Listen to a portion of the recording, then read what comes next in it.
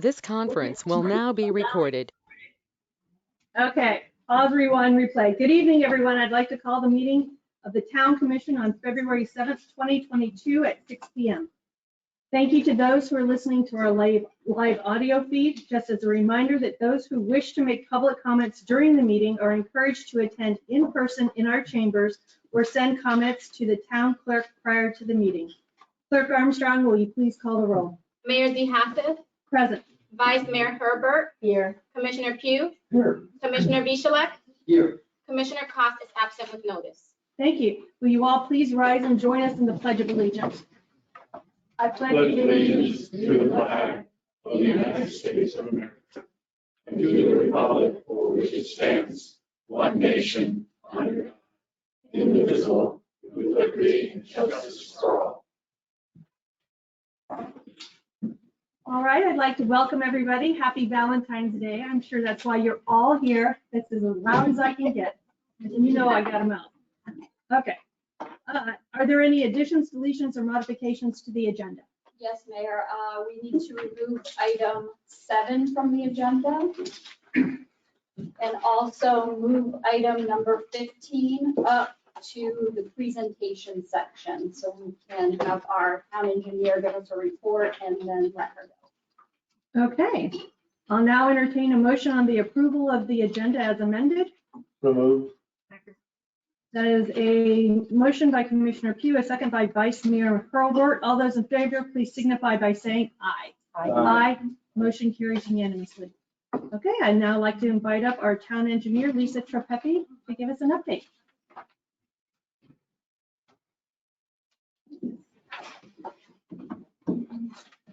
Good evening, Mayor, Vice Mayor, Commissioners. Can you hear me? Yes. I can hear you. Happy New Year, even though it's February, but I haven't seen you all. The town manager asked me to briefly talk about some of the exciting things that are happening in town right now. So I hope you guys can hear me. Okay. There are about a half a dozen projects that are going on simultaneously, and I just want to touch on a few of them, okay? One of them are, and a lot of these you already know about because they've been before you before. The first one is the bridges, the 3 bridges, Sable Island, Inlet K,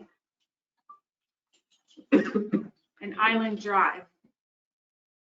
Those 3 bridges were inspected by the DOT, and they came back with some recommendations for repair. The good news is that we actually just received the maintenance of traffic plan by the contractor, and we will be proceeding probably within the next month of beginning to mobilize the contractor to begin those repairs. So I have to get with the police chief to come up with a date for a pre-construction meeting where we'll be talking about how we will deal with traffic ingress and egress over each of those bridges. That was a great. Do you have any indication when those projects might start and how long it will take to complete?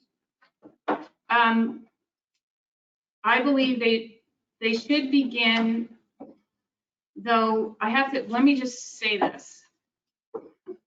Contractors right now are not guaranteeing anything. Start dates, finish dates, employees working on jobs. It's been very difficult. We're going to try to get them going with the pre-construction meeting within the next week. At that time, we will determine a time. As soon as they're available, they will be out there. And we will notify everyone, obviously, because all 3 of those islands will be affected. They've assured us. Is there any chance to do it in off season, or you just want to, as soon as we can get it done? Well, as soon as we can get it done, because of the fact that contractors are not as reliable. Not that they're not reliable. Okay, we have a shortage in our. They're not readily available. Not readily available. Thank you, Jackie. And so It's important that we can get them as soon as possible. The other reason why is that in September of 2022, DOT will be out here again. The 2 years will be up. So, So it has to be completed. so we need prior to get it completed by September 2022, unless there's some unforeseen reason, but that's a deadline that we have to follow. Okay, thank you. Okay. The second project, and you all know about this one, and that's the crosswalk by Fayette Drive across North Ocean Boulevard. The good news is we have a contractor. The bad news is he's saying sometime between now and the next 3 months. The contractor's name is Kilborn and Associates. I actually worked with them probably 20 years ago. They're from the South County. They have a very good reputation. It's two gentlemen. I don't know if some of you might have heard of them, but I did all the roadway rehabilitation in the town of Highland Beach, probably 15, 16, 17 years ago. And they were part of that project. And they did an excellent job. So I feel comfortable having them be our contractor to complete that project. But they're telling us up to 90 days. And how long is A1A, or is it closed off one way with a bunch of? Well, we would have to, we're going to have a meeting with the DOT prior to any kind of construction in that right of way, because that's their jurisdiction. And they will probably have to submit a maintenance of traffic plan. But the improvements are minor. We're not building a lane, a drive lane, sidewalks, striping and sidewalks. The sidewalks don't necessarily impact No, the traffic flow. but we do have to follow the Department of Transportation's maintenance of traffic specifications. So they'll have to do that. And then we'll sit them down as well for that project. The third project is something that you might not know about, and you may have known about it because we were working on this years ago. The DOT has recognized, at least in one area, and the area is North Ocean Boulevard, that it's a low-lying area where they do not have any infrastructure, meaning any stormwater catch basins, piping, swales, nothing. And so the good news is they're close to finishing, and I have a copy of this, so I can read this if anybody wants to look at it. This is probably the 95 percentile finished plan of a drainage project at their cost to provide stormwater protection in and around the Anna Street East and West Ridge Road drainage basin area. What this is going to include will be 5 catch basins on the east side of the road where the majority of the stormwater basically sits with nowhere to go. There will be 1 catch basin proposed on the west side of the road because the east side of the road usually can't handle all that stormwater, and even though the road is crowned, it continues in a westerly fashion across the street, down Angle, and impacts Ridge. So the system then will go from the east side of A1A to the west side, and will continue along West Anna Street, where there will be another catch basin at the end of Ridge, where Ridge ends, because there are some instances where water is standing in that area as well. And then that will be connected to an outfall structure to the west. So this project's probably been going on for like 3 or 4 years. And it's been extremely difficult dealing with the state, and then the pandemic hit and there was no funding. So this is back on track again. And we're hoping that in the second quarter of this year, we will start construction. They will start construction. They've hired a contractor, and it's moving in a forward motion again. So if you want to look at the plans, I ran off the plans for anybody to look at, anybody that wishes to peruse them. And we're notifying residents if there is going to be some type of catch basin in the right of way in front of their property, correct?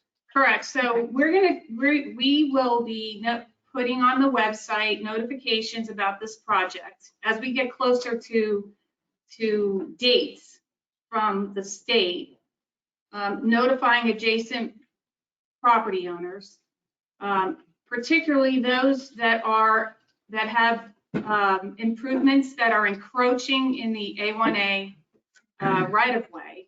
They will be notified because there's going to be a pipe running on the east side of the road to the north and to the south of Anna Street. So anything that's in the DOT's right of way, they have the ability to remove any improvements. So we're going to work with them to notify all those affected.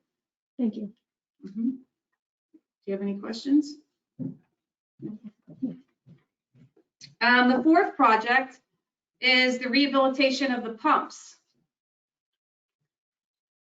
So 2003 or 4,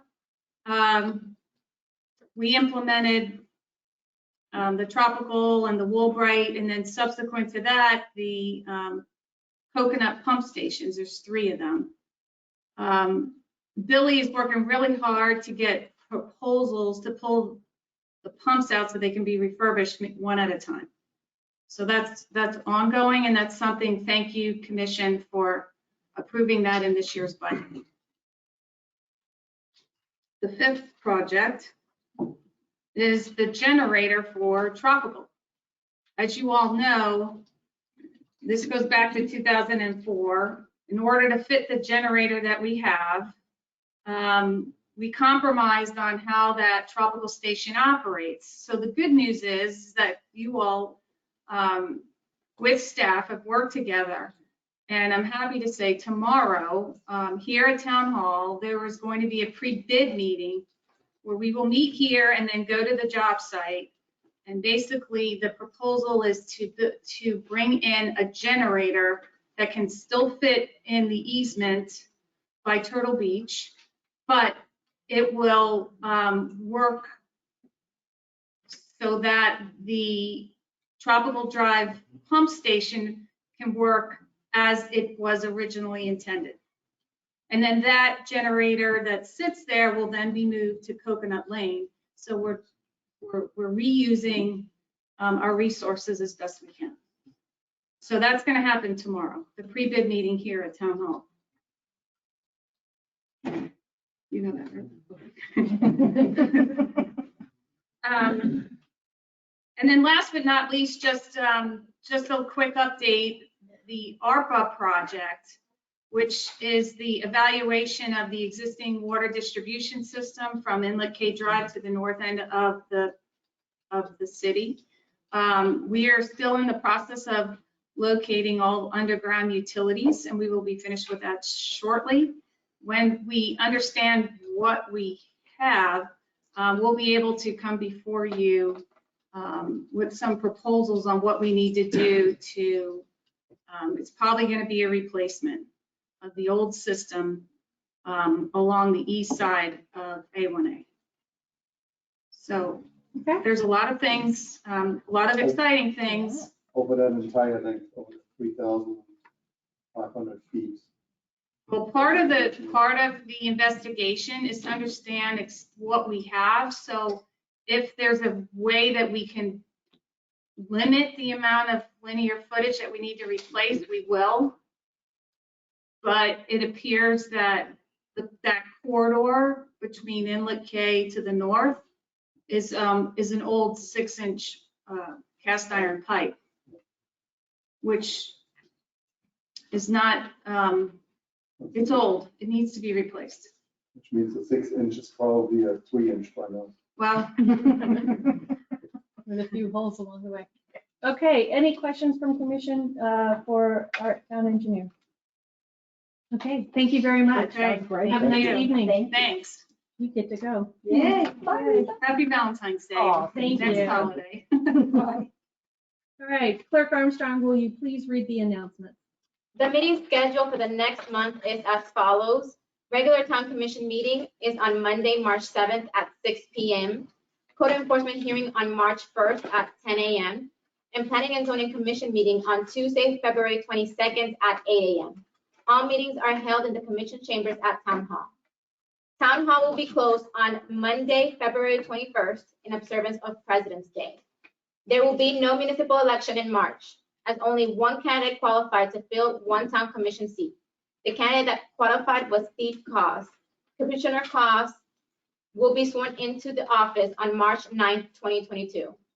The town commission will consider appointments to the following board positions at the May 2nd, 2022 town commission meeting. Board of Adjustment, 1 regular member and 2 alternate member for a 3-year term. And Planning and Zoning Commission, 2 alternate members for a 3-year term. Interested residents must be registered to vote in Ocean Ridge and submit a resume and a letter of interest to the town clerk at the deadline of April 20th at 3 p.m. Incumbents are exempted from the resume and letter of interest requirement. Please join us each month prior to the town commission meeting at 5 p.m. for the building officials educational forum in the commission chambers at Town Hall. Details including topics to be discussed each month are on the town's website. Residents who wish to sign up to receive important town notifications and news through Civic Ready should sign up on the town's website or call Town Hall for assistance. Okay, thank you very much. I'd now like to open the floor to public comment for any topic that is not listed on the agenda. Just as a gentle reminder, there is a 3-minute limit per person.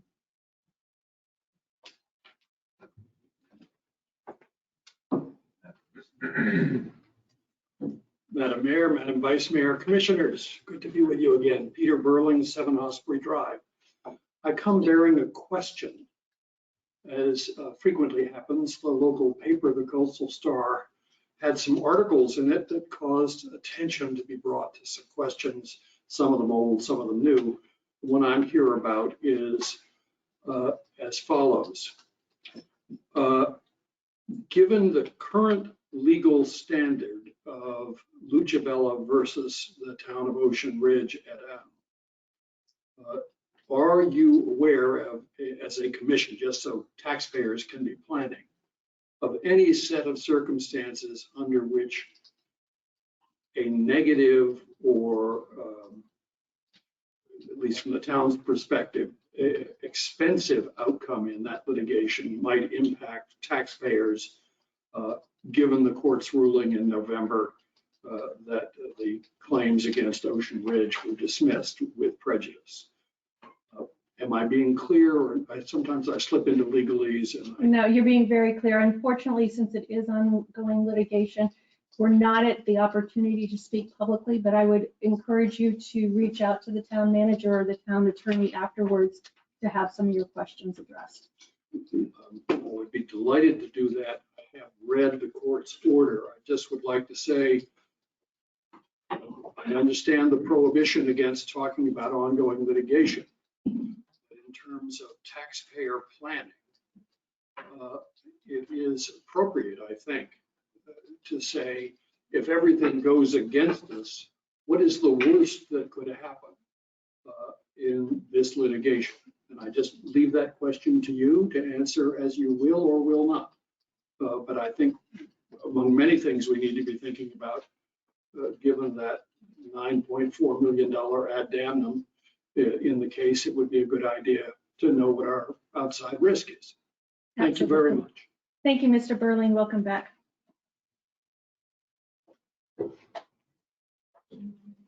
Hi. Good evening. Thank you for this opportunity. I'm Virginia Charlinsky. My address is 35 Harbor Drive South. I'm here tonight with a few of our neighbors. We've all spoken to each other about a problem that's been on our minds, and a very serious one.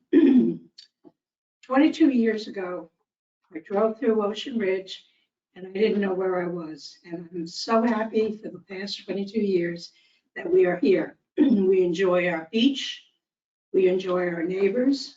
The community has grown beautifully with all hands-on efforts and whatnot. But things don't stay the same. They change. And we're experiencing some very negative things that are happening on our street. One of our new neighbors, his boat was broken into and quite a bit of his equipment was stolen. We've had some people knock on people who live on Harbor North door late at night asking how to get to 95. So I've noticed that up and down on my street, there's cars going down late at night, driving down, turning around, leaving, and then coming back. They don't live on the street. I'm sure that whatever they're doing, they really don't belong there. It's a very uncomfortable feeling. But what I want to speak to you tonight about directly is our access to our little beach area. We as neighbors, most of us go down there at least once a day, probably twice a day, and some of us 3 times a day. And if we get a permit to build a bonfire, we're all down there. We've bonded with each other. We have a great relationship with our neighbors. We're committed to the community. That's why we're all here. But we're seeing people coming onto our little beach that we've never seen before. They're not communicating with us. They're obviously looking around. I don't know who they are. We haven't asked. We have no right to ask. And they're sitting around on our deck. There's no place for us to sit when they occupy the space. Now, I remember going back 22 years ago, someone said to me that we have deeded access to that beach, the people who live on those streets. And I never questioned it, and it was just a comfortable situation. That's how everybody meets everybody that lives in the area on that little beach area. We are not sure, and we're hoping that this evening that we can start to have an open dialogue with the village to find out exactly what is the story on the entry part to that beach, okay? And what rights do we have as residents of Ocean Ridge? Why are our concerns now being stepped up even more? Yes, with I'd like to give things you that have one more happened. minute to finish up. Okay, we're concerned about possibly maybe the rentals filling up and more people coming across. And is there a way that somehow or another we can connect and keep it for the residents of Ocean Ridge and not have trespassing coming and going and leaving maybe their stuff behind? And will we have to absorb the cost of extra police security? Security is our main problem. We go down there at night. We won't know who's down there. Will the sanitation have to be stepped up? These are the questions that we'd like to sit down with the village very quickly. And a lot of people will be leaving at the end of the season. And we're hoping that we have an ongoing conversation with the village. And I thank you very much. Happy everything. Thank you very much. You're And welcome. thank you for being such a long-term resident. I mean, we all are here and that's why we're here and we love it. I would suggest that you find 1 or 2 people that are not leaving that will represent your group's concerns. And again, have a meeting with the town manager and the town attorney to figure out, is it deeded? Is it public? Is it private? Is it in perpetuity? This unfortunately comes up time after time and again, and since I don't know all those answers, and each crossover is a little bit different, that's what I would recommend that you do. Okay. Well, Cindy Martell, I don't know if she came in yet, but we've spoken to Cindy, and Cindy is quite on board, as most of our neighbors are. Okay, So we again, will just have find a representative that you're comfortable with and let's move this forward in terms of answering some of your questions. Jeff, you got any answers there? If you like, I have all the paperwork that says exactly what is deeded, exactly what the Porter Street crossover is. I'll be more than happy to share with you. It's in the file in my office. Great. So I will let me have your address or email address. 35. And I'll email it to you, and literally they'll tell you that Porter Street actually, what's deeded is the walkway between A1A and Old Ocean. The crossover is actually was given to the town in perpetuity as a public access. However, it's worded kind of in a convoluted way. However, I'll be more than happy to share all that paperwork with you so you can look and see as a map. There's the deed, there's everything you could possibly want, and you can go from Right. there. Okay? Fantastic. And you have good notes. I have very I've good seen you files. carry files, and they're interesting. Any other public comment? Hi. Hi. I'm Marion Gleinert. I live at 34 Harbor. Oh, There you go. I'm not gonna sing, don't worry. I'm Marion Gleinert. I live at 34 Harbor Drive North, and I'm with the neighborhood group. And the conversation has been about how we as a community might be able to have our own private dune deck access. Like the rest of the condos on Old A1A have their own private access. And we would be happy to include whatever parts of the community, the single family homes along A1A or the Ocean Harbor Estates, if they are a part of our deeded access that goes to the public access, that we welcome that. But we just have been talking about wanting to have our own private thing where we may be able to have water. Maybe we would be able to leave some chairs there for people to sit on it, kind of thing. If it had a gate, then we could do that. So I just wanted to add that to clarify some of the thoughts of the community. Okay, perfect. Thank you. Thank you. I like happy holidays, early, later, now, and you know I love you guys. My name is Gail Bremen, Gail Meyer Bremen, 5590A North Ocean Boulevard. Been here for 34 years. It's apropos to the last two speakers that I would step up. I know you guys don't want to deal with the Fayette gate that's gone up without a permit, without even the people on Fayette knowing that there was going to be a gate being put up from what we're told. Nobody gave money for that gate. So somebody put up a lot of money to put up a gate with a lock on it. So as people who have given money towards these decks and sat on these decks at Fayette and were told, just like these lovely people in Harbor, that we had access to this entrance to the beach, and we've always used that. Also, because our boardwalk was taken down, we can't sit on Old Ocean coming straight down from Woolbright anymore. So it's really important for us. We've given money towards building of these decks over the years, and I know you guys have heard all this, but I know you can't do anything because there's no written deed for anybody to have that access. Not Fayette, not, I think they have a perpetual right of use, but not a deed to own it. The same with Colonial Ridge. I always get those two confused after 34 years. So again, I urge you to, I know, it's hard for you guys, but a lot of us are feeling this way. So there's no permit for that gate.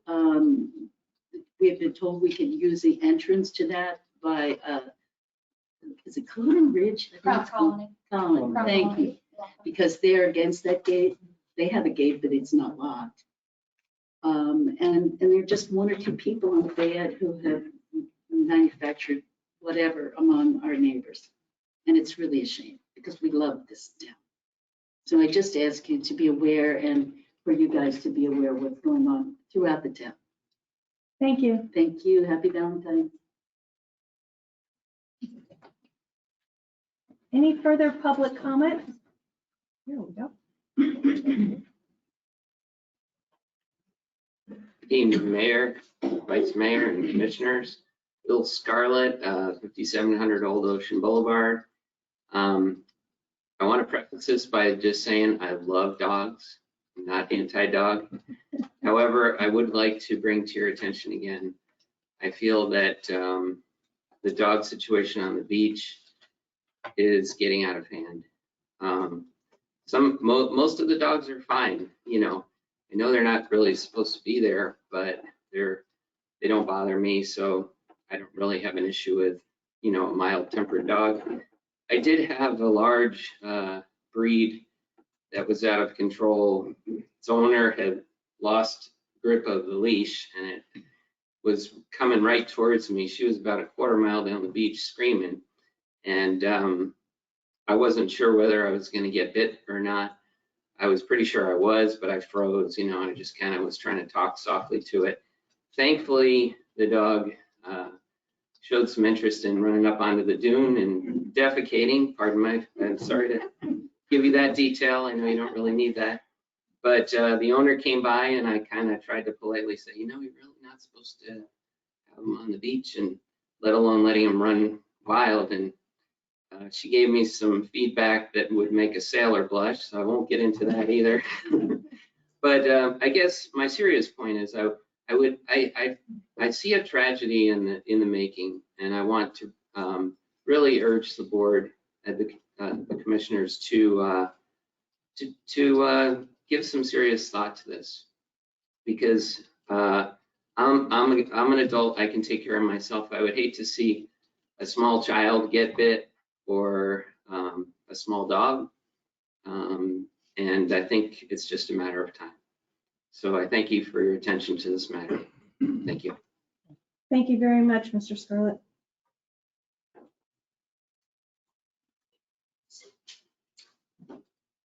Any further public on a non-agenda item? Okay. Seeing none, general public. I see movement. Movement, okay.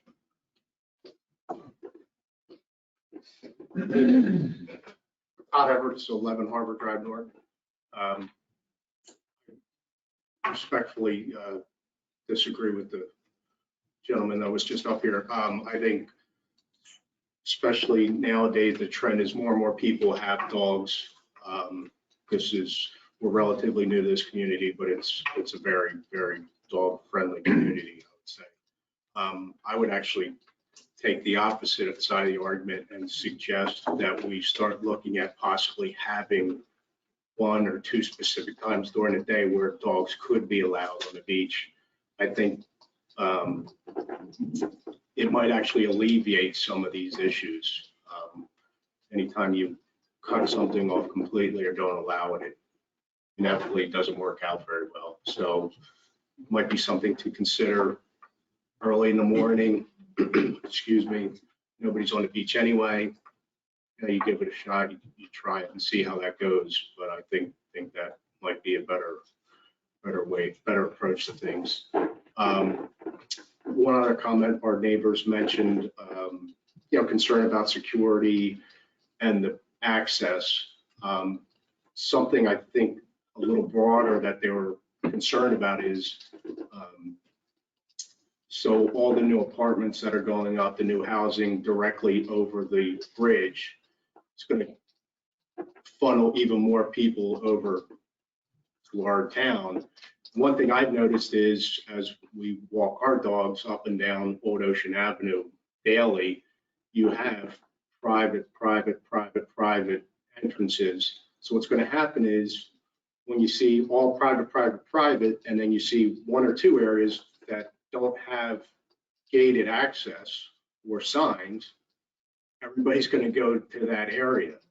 So I think something to start to look at for potential future issues is how do we address those entrances? Do we get a gate or private signage or something? Because I think that's going to be a problem in the future. People are going to walk over the bridge. They don't want to go all the way down to the public access 2 miles down the road. They want to get to the beach. So it's going to be an issue. Just a couple items to consider. Thank you and welcome Thanks. to the community. Thank you. And your dogs. Very quick comment. Sure. Sir, there's a resident that is working, trying to get a group of people together with the dogs on the beach. Do you have the lady's email address? No, I think I do. me a favor, contact me through the town email, and I'll forward the email over to you. Maybe you guys can get together, come up with a plan, present something, Mhm. you know. Yeah, thank you. We'll do that. And Betty has good comments about that too. I'm waiting. East Ocean Avenue. I just have one question. How much longer is it going to be before you all get your microphones so that we can follow the whole conversation? Thank you, Mrs. Bingham. Could we answer that? Yes, we're waiting for the contractor. Big surprise. So we have selected a system. You'll see something on your agenda very soon. The Hopefully by next contractor month. can't hear us. So we actually had 5 contractors that we reached out to and 1 responded. Out of the 5. I mean, it's not just one attempt. We've made numerous attempts. About teenagers. Yeah, but that contractor has presented an initial proposal that we made some changes to. We should have a finalized proposal presented to the commission before the next meeting. Thank you for the update, Chief. Okay, any further public comment? I'm going to quickly move. Seeing none, public comment is now closed. Clerk Armstrong, will you please read the consent agenda into the record? Adopt minutes of the regular town commission meeting of January 3rd, 2022, acceptance of the revenue and expenditure reports for November 2021 and December 2021, acceptance of the annual infrastructure surtax report for 2021, approved lien satisfaction for 14 Sable Island Drive, approved budget meeting calendar for 2022, waive field permit fee for Crown Colony, approved budgeted expenditure of $11,475 for Chris Wayne and Associates to mulch in all planting beds within the town limits. Okay, I'll now entertain a motion from commission on approval of the consent agenda. So moved. Second. That is a motion by Commissioner Vishalak, a second by Vice Mayor Hurlbert. All those in favor, please signify by saying aye. Aye. Motion carries unanimously. Okay, agenda item number 2, second reading of ordinance number 2022-02. Clerk Armstrong, will you please read the ordinance by title only into the record? Ordinance number 2022-02, an ordinance of the town of Ocean Ridge, Florida, amending its code of ordinances, land development code, chapter 63, general and administrative provisions, article 7, non-conforming and grandfather usage, section 63-117, grandfather usage lots and structure to clarify and update the administrative variance procedure for grandfather structures and for other purposes, providing for codification, repeal, completing ordinances, severability, and an effective date. Thank you. Town Attorney Kudo, would you please advise us on this item briefly? Yes, thank you, Madam Mayor. This is the sort of reorganization and update for the administrative variance that the town's code currently allows for grandfathered structures. On first reading, I went through what we're redoing and sort of updating. This process is administrative.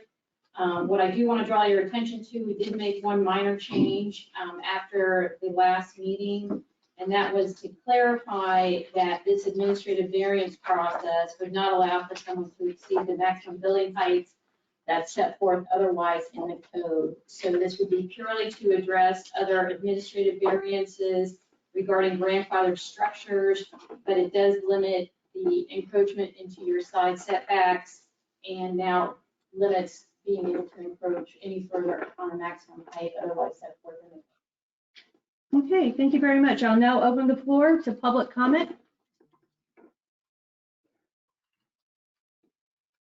Seeing none, I'll now open the floor to commissioner discussion. I'm gonna reiterate my objection to part of this. I think the overlaying idea here is fantastic. I think it's a necessary thing. As I said in the last meeting, I spoke with Mark Marsh about this years ago, and it's something that we really need to do. The only objection that I have is what we have not done in this is we're basically, I don't know, Carla, if you can bring up the that little sketch of the existing structure. Basically what we're doing here, and I'm not sure if I explained that on the last one correctly. Basically, what we're doing is we want to create what you see there in that drawing is you have the shaded area is basically the setback area for the property. The existing structure on it encroaches into that setback area on one side, on the lower part of that drawing, and that comes from having had previously different setbacks back in the day when older structures were built. So you have a house that was built in the 50s. Back then, the setback was 10 feet. Somebody built it back then to 10 feet. At one point in our town history, we changed our setbacks to 15 feet. Now you have a structure that is basically non-compliant. Obviously, it is grandfathered in. You don't have to chop off your house, but the structure is non-compliant at the moment. So if you have an owner, like we have an owner here right now, who's trying to put an addition onto his property, he would have to build basically his addition by our current code with these 5 feet set apart. So you're creating a corner into the side setback in order to get the addition to today's compliance with 15 feet. That is what this ordinance is trying to alleviate. We're trying to allow a continuance of the existing structure that is outdated and grandfathered is being allowed to be built in the same line. And unfortunately, the way that this ordinance reads right now, it allows not just the intent of that ordinance to be able to continue this line in the setback that is already encroaching, but to actually simply encroach in any setback. And my objection to this is the any setback.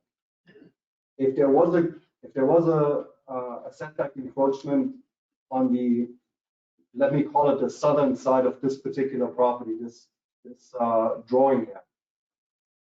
Now, when you look at the proposed addition complies on the southern end with the current setback, with the 15 feet, but encroaches on the western side into a property. The owner that has a house on the western side of this property never had an encroachment. He never had a structure that was not within a minimum of 15 feet. I think there is at least an implied value of having the next door neighbor 5 feet further away from you than you would normally see. Now, if you bought on the southern end, the house that is to the southern end of this drawing, then obviously you bought that knowing that that house existed. But if you own the house to the west side there and that neighbor decides to build something, now all of a sudden they're encroaching into your view and into your property, and then not into your property, but into your, call it a shared space. And that I think is wrong in that ordinance. I strongly object to that part, not to the intent of the ordinance, Correct. but to that part. So let me ask attorney, and I understand your logic completely, because now you're creating a non-conforming somewhere else where it did not exist prior. When we came up with the intent of this, is the reason that they're being able to now create another non-conforming encroachment because it is based on a percentage, or is it? Yes, if you, Madam Mayor, if you look at where the sketches in the ordinance reorganized, there's a calculation directly under the sketch, because the intent of the administrative variance, well, not just the intent, the actual application of this administrative variance has a percentage limitation on the total area that can be encroached for setback. And so 5% of your total setback area So what the administrative variance does, it gives you the ability to, yes, encroach perhaps in a different setback or another different dimensional requirement of the code, but there is a cap on it through this administrative process. What we drafted in addition to that, knowing, Commissioner's concern about it, is that if this administrative variance is applied for and perhaps the neighbor comes out whose now property is going to, shared area is going to be encroached upon, objects to it, the administrative review official can require that the request for administrative variance go to the Board of Adjustment for hearing. And they would hear it as opposed to just be granting this administratively. Okay, is there a way that 5% could stay as the calculation, but adding into the ordinance that it cannot create an additional encroachment where there was none before? Yes, Right. you could absolutely certainly revise the language here so that the administrative variance would only allow a further encroachment of the area currently encroached. You could absolutely draft it. That's absolutely a policy decision, up to you. Okay, what do you feel about that, Commissioner Pugh? Well, I think we're kind of getting a little in the weeds in the fact of what this variance really is for, is to provide residents with the ability not to have to go to the Board of Adjustment every single time to add something to a non-conforming structure. That was the whole point of the variance from the planning and zoning. And apply for it administratively. So a building official can look at it and say, hey, this is what's going on. Now, there's provisions in this code or this new ordinance that actually prohibit the building official from giving anything that's going to encroach greater than 10 feet. I mean, that's part of this, the whole ordinance. So I think we're kind of getting a little, I understand what you're saying about, hey, it's got a corner there. But again, that's part of the administrative variance. When an administrator looks at it, he sees that, hey, it would look better if we did this, and he can make that call. Now, if he feels uncomfortable making that call, that's when he would say, okay, let's go put it out there, and you'll have to do a Board of Adjustment. So I think the main reason for this variance was just to aid the public when they're doing something with a structure such as this, and not have to go through the laborious process of having to go through the Board of Adjustment variance. So I think that is what this ordinance is all about. And I agree with you on that. Again, I don't think that the building official should be put in a position where he has to make a judgment call of, and on this particular one, it's almost close to the area, but the way that the code is written, this could also be on the other end of the structure. It could be on a completely different side of the structure. And I have full faith in our building official to take this back to the Board of Adjustment, but when he's gone, 5, 10, 20 years from now, whenever he decides that he's gonna move on, at that point, will the next building official be as vigilant about this as the next? Once you have it in the code. Well, that's the point of having a building official, really. And having a building official, you hire employees to do what, now if we have a building official that's afraid of his own shadow and is going to say, okay, every single time that you need to go to the Board of Adjustment, that'd be that building official. However, we're hiring a building official. I just think at this point, though, if we can make it a tighter, more restrictive ordinance that stays with the intent and the flavor, all we're doing is delaying it by 30 days for a second reading.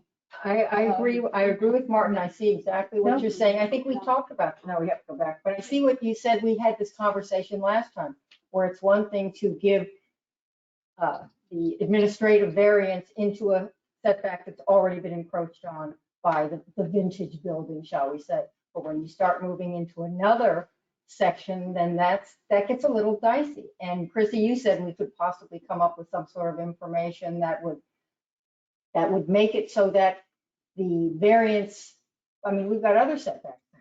It's not like a free card there to just go into a setback because it's an existing structure. So if we were to make changes, what would have to take place? If you want to make a change where now the administrative variance is only going to allow an encroachment that matches the current encroachment, then we have to go back to first reading. That would be a substantial change to what's before you. And here's my proposal to the situation, because we have somebody here that is directly affected by this. And I asked it in the staff meeting. So the cost to the town to revise the ordinance and bring it back to first reading is the same exact cost as if we would pass it right now and then do a revision on it. Okay. It's literally the same cost. They need to research it. They need to come up with language. They need to advertise it. They need to do the whole thing. So we might as well pass it as it is right now, with the intent of bringing next month a revision forward that will clarify this particular area.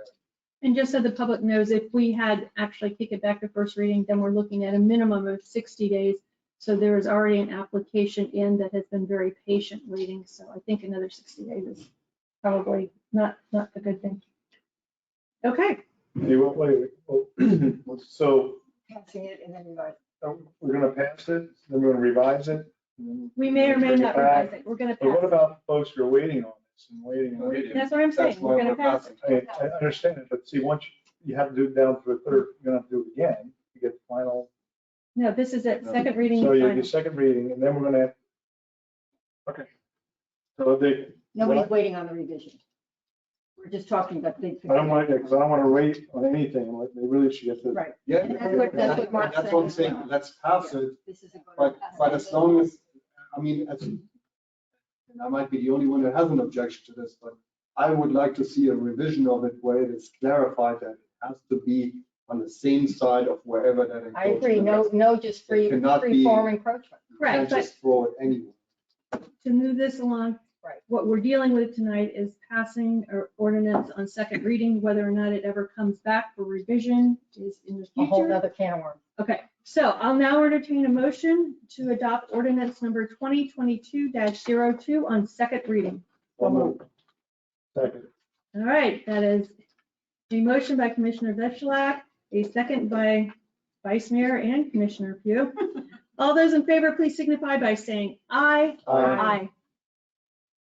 Motion carries unanimously. Is clapping allowed? Yes. Yes, by all means. Thank you. Is there any direction to staff to work on a revision or no? I would, I, I can. I'd like, I would. Why don't I'd you be- do this? Why don't you send it to read back to planning and zoning, let them do their job and then do the revision. Where is it? I don't see why that's necessary. Oh, there it is.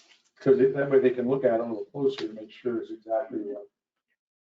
Vice Chair, You wanna have this call back? Vice Chairman? I think a lot of good points have been brought up tonight that weren't fully addressed at planning and zoning previously. So I agree with Commissioner Pugh that having planning and zoning and we've got a meeting in 2 weeks. Okay, I don't think it changes the cycle. Okay. Perfect. thank you. Thank you, Rick. Okay, moving on to agenda item number 3. So Is staff that a has, consensus? yes. Yes. Agenda item number 3, first reading of ordinance 2022-03. Clerk Armstrong, will you please read this ordinance by title into the record? Ordinance number 2022-03, an ordinance of the town of Ocean Ridge, Florida, amending its code of ordinances of chapter 58, utilities, article 2, entitled fencing and screening of sewage disposal facilities and treatment plants by amending section 58-26, entitled required payment of cost, review of plans to revise the fencing requirement to be a concrete wall of up to 8 feet in height around sewage disposal facility or sewage treatment plants, providing for repeal of conflicting ordinances to repeal it in an effective date. Okay, thank you. Attorney Godot, would you please advise us on this item? Yes, Madam Mayor.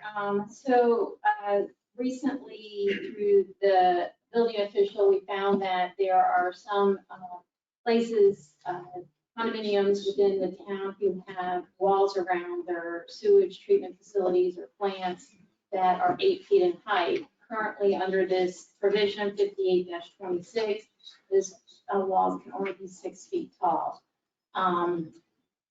we did a review, and we found several of these in town that were not permitted. So as opposed to taking these folks through code enforcement, making them go to the Board of Adjustment or review their walls, we looked at it and we decided that might be easiest and best for the town, given what can emanate from these plants, to increase the height from 6 feet to 8 feet, which would then bring these walls into conformance. They would still obviously have to apply for permits, but we did that. In doing that, we also made a couple changes because there were some inconsistencies in the code with other provisions dealing with concrete block walls.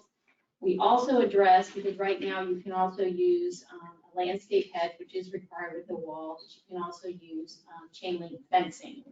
So we have, with this code change, for new plants, we've removed the ability to use chain link fencing. Now it must be a wall.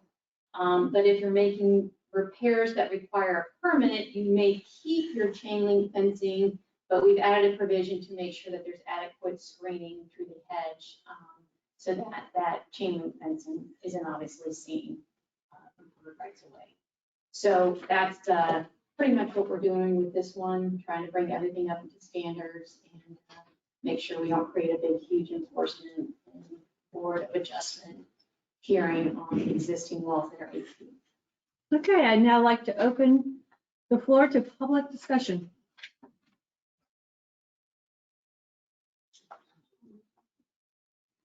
Hearing none, I'd like to open the floor to commission discussion. So why don't we're not gonna open this up to the planning and zoning then? Or we just, Technically not underneath their purview because it's not in our land development code. It's under utilities. So we just brought it straight for the commission, but if it's your desire, we can certainly take it to planning and zoning for their review and consideration. is there a reason why we're pushing it through so quickly? Is there something that's needs to be done right this minute? It was just based on a recent review and research by the building official. Okay, wouldn't it be germane to the planning and zoning commission just to kind of eyeball it if we're not in a hurry? I don't think I mean, we have them do every other ordinance that has to do with building in the last 2 years have come from the planning and zoning one. So now we're doing one that we're not going to get a planning and zoning. It involves hedges, fences, walls, and everything else. I'm just, yeah. Does that involve Crown Colony? Are you guys with your facility, does that have anything to do with you? Yes. 8 foot? Yes, it does. It does? Well, it does because we have a combination of 8-foot concrete walls as well as we have a chain link fence and a 25-foot high ficus that surrounds it. Okay, so basically this ordinance is just bringing into compliance what is on the ground, codifying it. It doesn't mean you have to have an 8-foot wall. You can have a 6 to an 8-foot wall. The major change is for new construction, it could not be a chain link fence. It has to be. Is that a good summation? Yes, ma'am. Want to tell us again why 8 foot might be better? I'm sure Crown Colony will be able to explain. Yeah, I have no problem with this. I think this makes sense. Neither. Okay. I'm sure they didn't build it out of sheer because they wanted They to wanted get to an spend a 8-foot little wall. extra They money. built it because it needed an 8-foot wall. Okay, I'll now entertain a motion on adopting ordinance number 2022-03 on first reading. Do I hear a second? I want to send it to planning and zoning too. I'm with, Oh, good Lord. you know, I mean, there's no rush. There's really no rush on it. Let them take a look at it. We're not going to enforce it, right? 8 feet is currently what some have. Is there any pending application or permitting for a fence that you know of, Mr. Guy?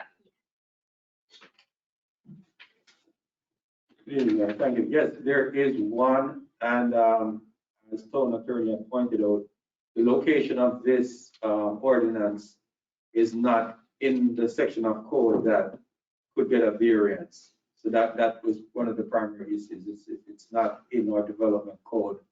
So that is what made it kind of odd. If it was, then we could have had a variance to increase what we have in our development code as a maximum 6 foot to an 8, but it's not even there. So the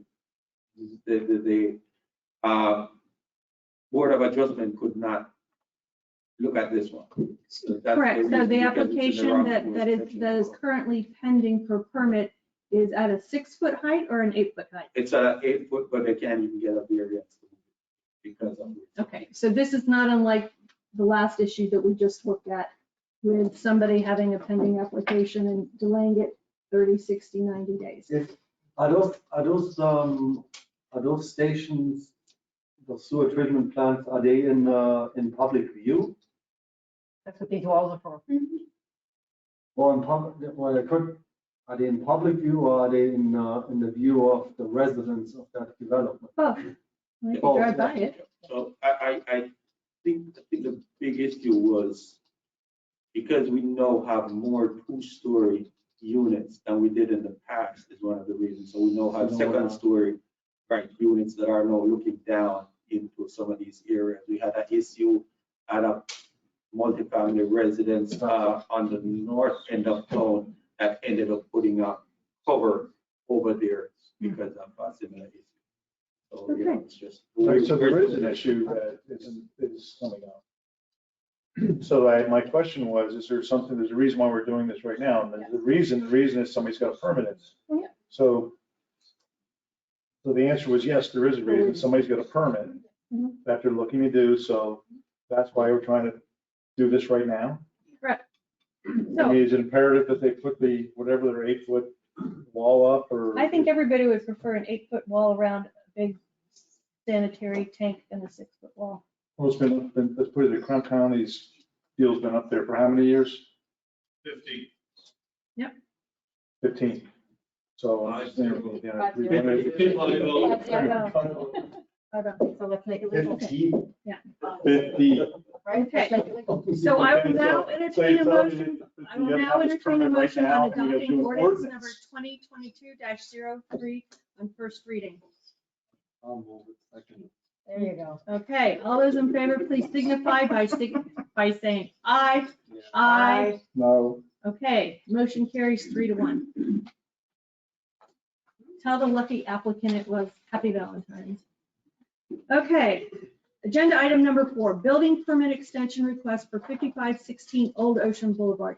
Town Manager Stevens, will you please advise us on this item? Yes, thank you, Mayor. The owners of 5516 Old Ocean Boulevard have requested a building permit time extension in accordance with Town Code Section 6752 for their open building permits, which first expired on November 8th, 2021, and were extended by the Town Commission until February 6th, 2022. Staff has provided a list of open permits and work that has been completed since the prior renewal on December 6th, along with outstanding work that will need to be performed to bring the project to completion. I'd like to invite the applicant to the podium so that they can go over their request for review.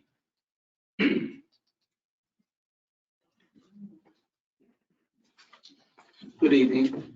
My name is Valentin Rodriguez, and Mr. Simmons, the homeowner, is present as well in the back, but he asked us to speak for him, so we'll do that. Good to see you. Again. Good to see everybody. As you recall, when we were here 2 months ago, we asked for extension, and many of you said maybe we need more than 60 days for some of these items, and the suggestion was maybe we might need more than 60, and we thought we could do this in 60 days, but it's been impossible. We've been making quite a bit of efforts to get this done. We've run into a variety of issues, including one which involved the right of way that I think the town originally thought it was theirs, and then we realized it was ours because it had been abandoned back in 2014. Right now, one of the issues we have is we're trying to put the Clusa up along the eastern back, along with a fence. And we've applied for a variety of consents to utilities, and it's not an easy process. I've sent them all out. We've received a few back, but they're like, I don't know, slower than molasses. I don't know how to explain it, except I keep calling and asking. So we were going to ask for permission as to the east side of the property, allowing us to put the Clusa and the fence up, subject to the consents that we will get in the future. Can I just address one of those? We gave permission today for the Clusa. Okay. The fence, we can't give permission until we receive the utility easement sign-offs. But the Kalusha, yes, we gave permission for that today. And we're trying on the utility easement. The problem is, FPNL, forget it. I don't know how to get them to sign off. And the problem is that they don't actually need that area. The only actual easement through there, I think, is the water line. And we've got Boynton Beach Water Utilities whose water runs through your pipes to give us consent.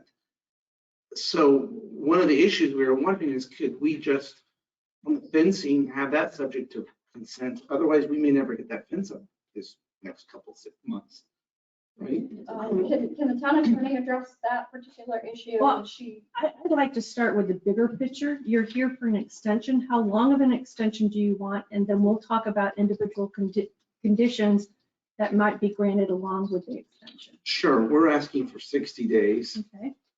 And Val, do you think that's enough? I mean, I don't want to, I don't want to. well, you know what? So why don't we ask for 90? This project is a project, put it that way. 90 days. Let's ask for 90. Mr. Simmons would agree. He's back there. He's doing everything he can to get this done. If we ask for 90 days, that way we don't have to come back and bother you. That would be our first request. We were going to ask you to waive fees. It's up to you. We were just going to ask it only because had I asked for more time last time, we would have just had to pay the fees. But that's your own call. The fees are very substantial, as you probably know. So that would be the first request, is 90 days with a waiver of fees. And I think we can do it. I want to say I think we can do it. We do everything possible. Ms. Turner can explain to you, if you have any questions from her, what she does on this project and what she has done. We've got the permits ready to go, the renewals that will be brought to Town Hall tomorrow if your commission agrees to it. If I may speak to the other open permits, I'll be glad to clarify. My name is Robin Turner Morales, Managing Partner of Creative Construction and Management. Hello, Durrani. And thank you, Tracy. These two people have been working with us to try to move this project forward, and we really appreciate that cooperation. As far as the interior of the house goes, we're just about there. We are hoping that we can call for our final inspections for the interior of the home next week. We have had a few backorder issues with plumbing, and we can't call for any final plumbing inspections until the final plumbing can be installed. So it's been a supply chain issue with that. In addition, we would have called for a final electric, but we can't complete the final electric because we have a jetted tub in there that cannot be hooked up until all of the plumbing is complete there. So that has hindered us from obtaining our final inspections for those items. We've closed out the pool permits. We've closed out an elevator permit. We've waited to call for a final electric on the elevator because we wanted to do it all at once. And the mechanicals pretty much ready to go. We wanted to do all of the interior inspections in one shot. So we're hoping to have the interior of the house done so that the Simmons family can move in and enjoy their home. We are having some challenges with these exterior permits. I have to say, we've started embarking on getting these permits. We've applied for them well over a month ago, and we've been delayed because of these issues with the consent. And one of the things that we were hoping to inquire and see if we could use as a solution for this is to have Mr. Simmons sign a release, allowing, giving permission that if there's any kind of issue, that the utilities would be able to come in there and, make any changes to the fence if they needed to access any kind of water line or anything like that. Mr. Simmons did sign a waiver, and that was over a month ago. So we are really trying to move forward to close everything out, but we had so many permits involved with this job, and that's where we stand. We did give you the waiver at the last meeting. The whole harmless agreement. Yeah. Is that what you're talking about, a whole harmless agreement? Yes. So. For just a fence all over It's a fence. Utility easement. It's a fence in some landscaping, I believe, right? Right, we're replacing the landscaping that was there with Calusa. Yeah, which we solved today. It's the fence that we're waiting for, utility easement. We pulled the plug on some of the other components of the project just so we could move it forward to a CO and get him in there, He's trying to get in by the 15th. Yeah, so we're trying to This get him. month? Yeah. How are you gonna accomplish that? Well, we're hoping we can get temporary. I mean, we're trying. You need a final CO on the, a final on the electric. Oh, we know that, of course, yeah, he would have to have that Right. before he could take possession and move Basic in. life Right. safety issues into it. Mhm. And you got, oh, what is that, a week? It's a week. Seven? Yes, it's a week. We don't, Yeah. we're gonna try. Okay. So just so I'm clear, your ask is a 90-day extension, waiving of re-permitting fees, release to allow for the fence to go ahead and be installed.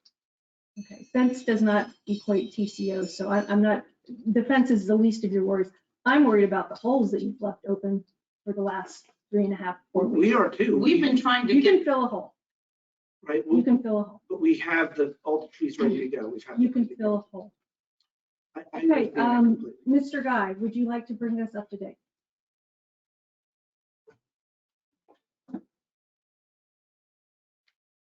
That's a minute again. So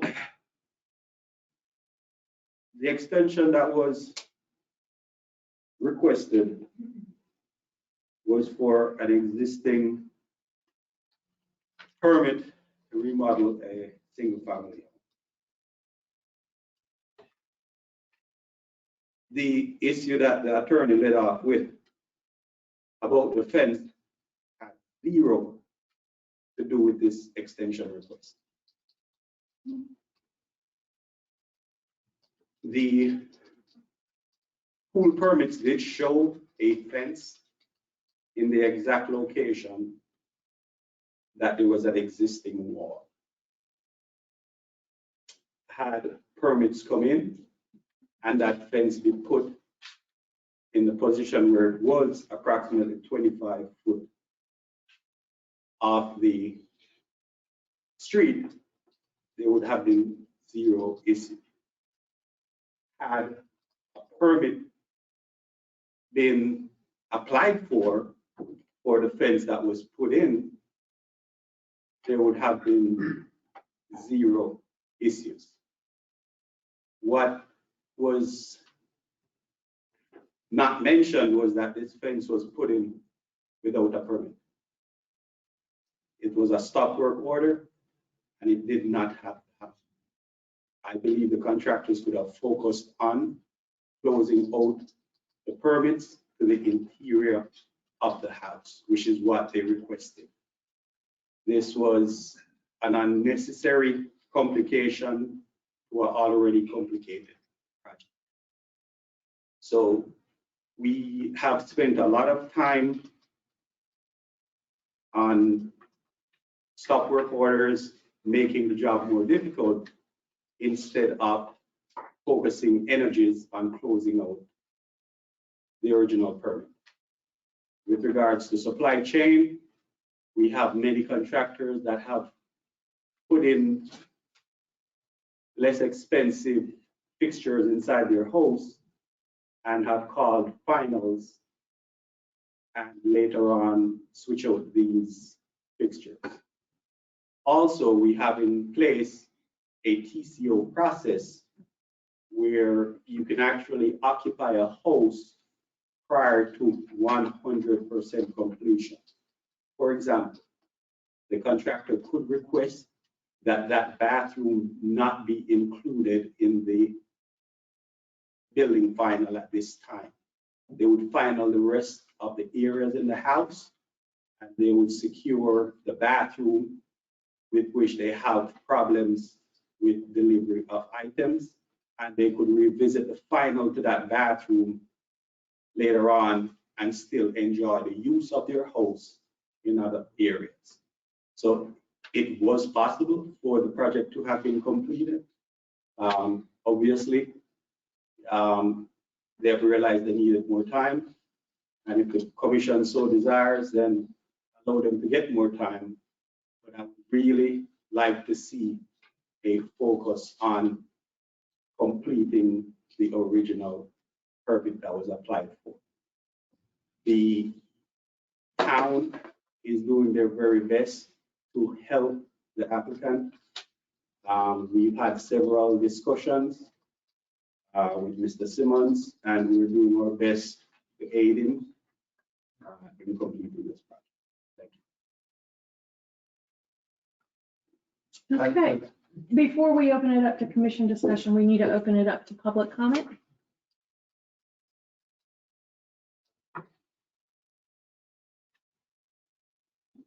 Okay, all you brave young people.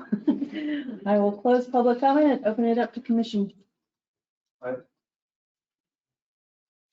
I'm somewhat flabbergasted on how you want to accomplish in 7 or 8 days. Permit 1918 gas, underground, has not been scheduled, gas underground with Boynton Beach fire, gas top off, gas piping, pressure test, final gas with Boynton Beach fire. Just to get Boynton Beach fire over here is going to take you 2 days right there.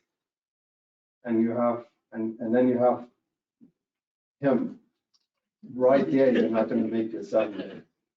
That's, I mean, that's almost impossible just on the gas permit.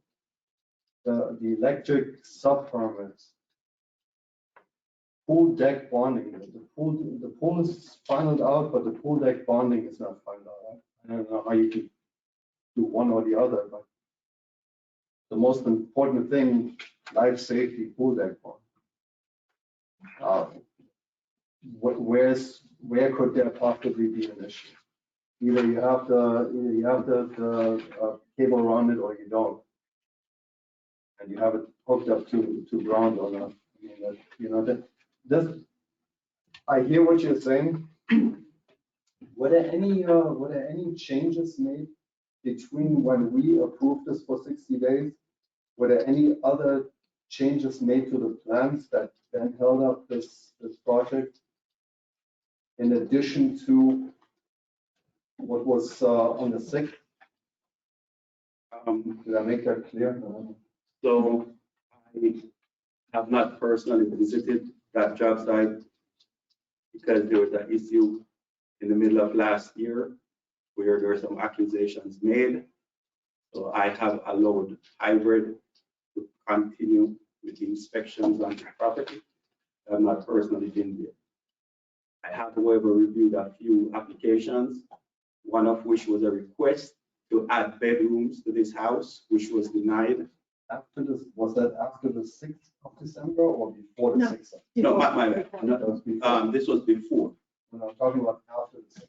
Right. So I'm sorry, but I just have to get this in. So that permit was reviewed and it was referred to be sent to the Planning and Zoning Board as our town code requires, and that has not been addressed. We also required a landscape permit, which was applied for. The first version of that landscape permit showed trees in the drain field. So it was sent back. The second iteration, when it came back and was reviewed, showed that the hardscape significantly differed from the hardscape that was existing on the property and that was approved with the pool permit. I do not know if this is a request for permit or a request for forgiveness, whether or not it has been installed, not to code, but there are significant changes according to the landscape plan and the original pool permit. And all this is just based on plans that I've reviewed, not personally being on the job site. Well, for one, I would hope that you're getting on that job site at one point to make sure that the town's interests are properly looked after. But yeah, I don't know what you've been doing. Well, this suggestion of February 15th was Mr. Simmons' hope. We're not saying we can do it. We would try. We've been trying to do everything. He tried to get in there in December. But we had a meeting here 3 weeks ago. It was a very productive meeting. However, Ronnie did not really go through that TCO process with us at the meeting at all. And that is the first time we've ever heard of him being able to exclude the bathroom. Never heard that at our meeting that we had with Ms. Stevens. Yeah, but that doesn't change the fact that you're nowhere near even a TCO. I mean, you're as far away from a TCO as we are trying. We are running against every problem you could possibly get, and it's not purposeful. Trust me, Mr. Simmons wants to get in his property. He wants his house to look good. He wants to live in this town. Who wouldn't? And so we're just simply asking you all for more time to do this. I remember 2 months ago when I was here, your concern was, let's get this done, let's get this done. And I will tell you, Commissioner Cosby, who's not here, has been very helpful to us as well. He actually attended the meeting 3 weeks ago with us to help us bridge the gap here. 2 meetings. 2 meetings, actually. We've had 2 meetings. And he's helped us quite a bit. So we've been working not only with building official, but with Mr. Cosby and the town manager. So I just want you to know we're doing everything we can on our end. We're not sitting on our hands. Thank you. And just for clarification, Mr. Cos, Commissioner Cos, is one of a 5-vote dais. Oh, I only use that because he was just simply helping us understand the process. I was impressed he was willing to take the time out. We weren't trying to get anything from him other than understanding. What happened here on December 12th when the town hall was notified by the police department that the residents were moving into the property without a CO? I believe that was, they had furniture moved in, but they weren't actually moving in. And they had not planned to go in and they didn't move in. They had moved furniture in, and I think that would. If I may speak to that, the interior decorator purchased several built-in beds that were going to be affixed to the wall, like headboards that are custom made. I mean, the Simmons have done an exquisite job of choosing their selections. And this truck came down from Connecticut and it was delayed. It was supposed to arrive on Saturday morning. Mrs. Simmons came and met it. It was there, I believe, on a Sunday morning. And there in no way were they attempting to move into the premises. And if I may speak to the TCO process, that has never been brought up during any of our meetings. And we have had 2.5, how many hours have we all met on this subject? We're looking for solutions. We don't want excuses. We want to be done with this job. But I will say this master bathroom, it's where we talked about this plumbing and electrical issue with this jetted tub, is in the master bathroom. So I don't know how you can actually close that off and get a TCO and not have any area in the master wing in the house. So we just want to get it installed and get it done, close out as everything as we can. This has been complicated by the fact that there have been 2 different property owners on this. We came in after the first contractor was discharged, and we've been trying to see this project through. And we have operated in good faith trying to see this project through. And we're looking for a solution to bring this to a result that everybody will be proud of. We're not looking to drag this on. The longer it drags on, the less money we make. But you see the site that we're sitting here and the site behind you, those are the residents that have to live with a construction site that's been going on for years and years. There's, every time when you have residents that walk by a construction site and nothing is moving, or it looks like nothing is moving, and at one point they're then coming to us and going like, what the?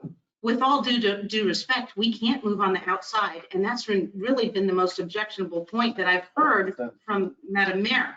And No, I was just countering. The first thing that you brought up was about the edge, and I was very clear that that is not why we are here tonight, and that is not what you were necessarily asking for. We want to complete the entire project. I understand you have 17 outstanding permits. The majority of them are life safety issues that will disallow you from getting a TCO, period. And all due respect back, you should be concentrating on that, not running rogue, putting in a fence and a bunch of landscaping that was never permitted. You are professional enough, you've been in this industry long enough that you know that there is proper etiquette and protocol to be done. And it was not. So really at this point, you're poking the bear, is from where I'm sitting. I may be totally off, but that's from where I'm sitting. So why don't you concentrate on what you are supposed to be doing, not doing other things and opening yourself up, because we don't want to hassle you. We want Mr. Simmons to love this town. He's invested a lot of money. We want this finished too. But Mr. Simmons is not the problem here right now, in my opinion. Well, we're not going to comment on who is to fault. Mr. Simmons is a homeowner and we're trying to help him. He doesn't live here. He's not from here. Maybe things were done differently elsewhere. We're trying to work with the way things are done here. And I understand your positions. I told you before, I'm a council member of my town. I get it. You want to get this done. I understand it. And I'm really trying hard to be the liaison between them and your town manager answers every email. She's very good. She's helpful. She sets up meetings. I just want to tell you, it's not we're blaming you. We're just asking you for another 90 days. That's it. And that would put us into May. You better believe we want it done earlier. What would be looking for a waiver of a permit fee? What type of dollar amounts are we talking about? The last renewals were 7,000. They were like, yeah, 75, almost $8,000. Okay. Does that have to do with the total permit fee or with the permit fees that are outstanding? It would be just for the ones that need the renewal. Right. So we would charge the So renewal. everything that is filed already would not have to be? No, it will not have to be renewed. It's Would only that the have to be- open ones that require renewal. So the newer ones that don't require renewals are not a part of that process, that calculation. So we'd be paying a renewal after another renewal. That was the only point you brought. Okay, Vice Mayor? You actually hit on all the points that, I got a lot of notes here too, because we've been following it. Y'all aren't the only house that takes forever in here, but that is usually not our fault. Proper protocol can be followed. All you have to do is come down and find, say you were a commissioner in your town, you know that how it works. You come to our officials first and you find out what rules, because they're all going to be different. And I'm looking at this with all this work done without the permit, without any submission of permit, without the, what do we have, failing, incomplete. I mean, it's just line after line. We've got other houses to work on, and our building department is like spending a whole lot of time trying to deal, going backwards with y'all. We want it done too, but y'all have to understand there's a proper protocol. And I found at the bottom line here, kind of gotten into a disrespectful situation with our staff and our building and our town staff, because these guys want you done. They want to make this process work and help you. You got a lot of happy people out there that build a lot of houses and expensive houses. So there's a proper way to go. And we don't want to see our people run over because things aren't being followed here. And as far as that fence, I mean, come on. You wouldn't ask, do you need a permit before you put a fence up? That's just so simple. And that's a rhetorical question. You don't have to answer that one. But that's a perfect example. And when the stop order came, that just meant on that. It didn't mean the whole job, right? Am I right? The whole job wasn't shut down over the stop order on the fence? That is correct, Mayor. All right, that's There are right. certain prescriptions given. I guess the only one that was followed was for them to apply for a permit. They were told to fill in the holes. They did not. Right. They were told to put up a screen. They did not. Right, we've been following it because we all see it too. And we ask the right questions. What's the problem? Where is the problem? How can we make this better? So, you gotta understand the other side. We want you to get it done, but on the other hand, our folks are doing a good job trying to protect. We all know what happened down at Sunrise by building officials not doing their job. So if it seems a little tight on you, that's for the benefit of the entire town. We're gonna have those holes filled this week with the Clusie. I mean, I know. it'll be a very nice view then at that point. All right. Can I ask about permit 22190? That kind of caught my eye. It's crossover installation, application received on November 12th, 2021. Work was commenced without an approved permit. Permit has not been issued as property owner does not own the dune parcel for town to be able to sign up on the permit. I don't have a copy of that permit, and I'm not sure what you're We don't have that on referencing. our I'm list. sorry. So yes, that was one of the permits that they had applied for. Permit 22190 at this time is just in comments, has been issued. That parcel is owned by the association as a whole for that entire, all of them, not just specifically by 5516. The work did commence on that side of the dune, and it was stopped by, I believe, officers at that time.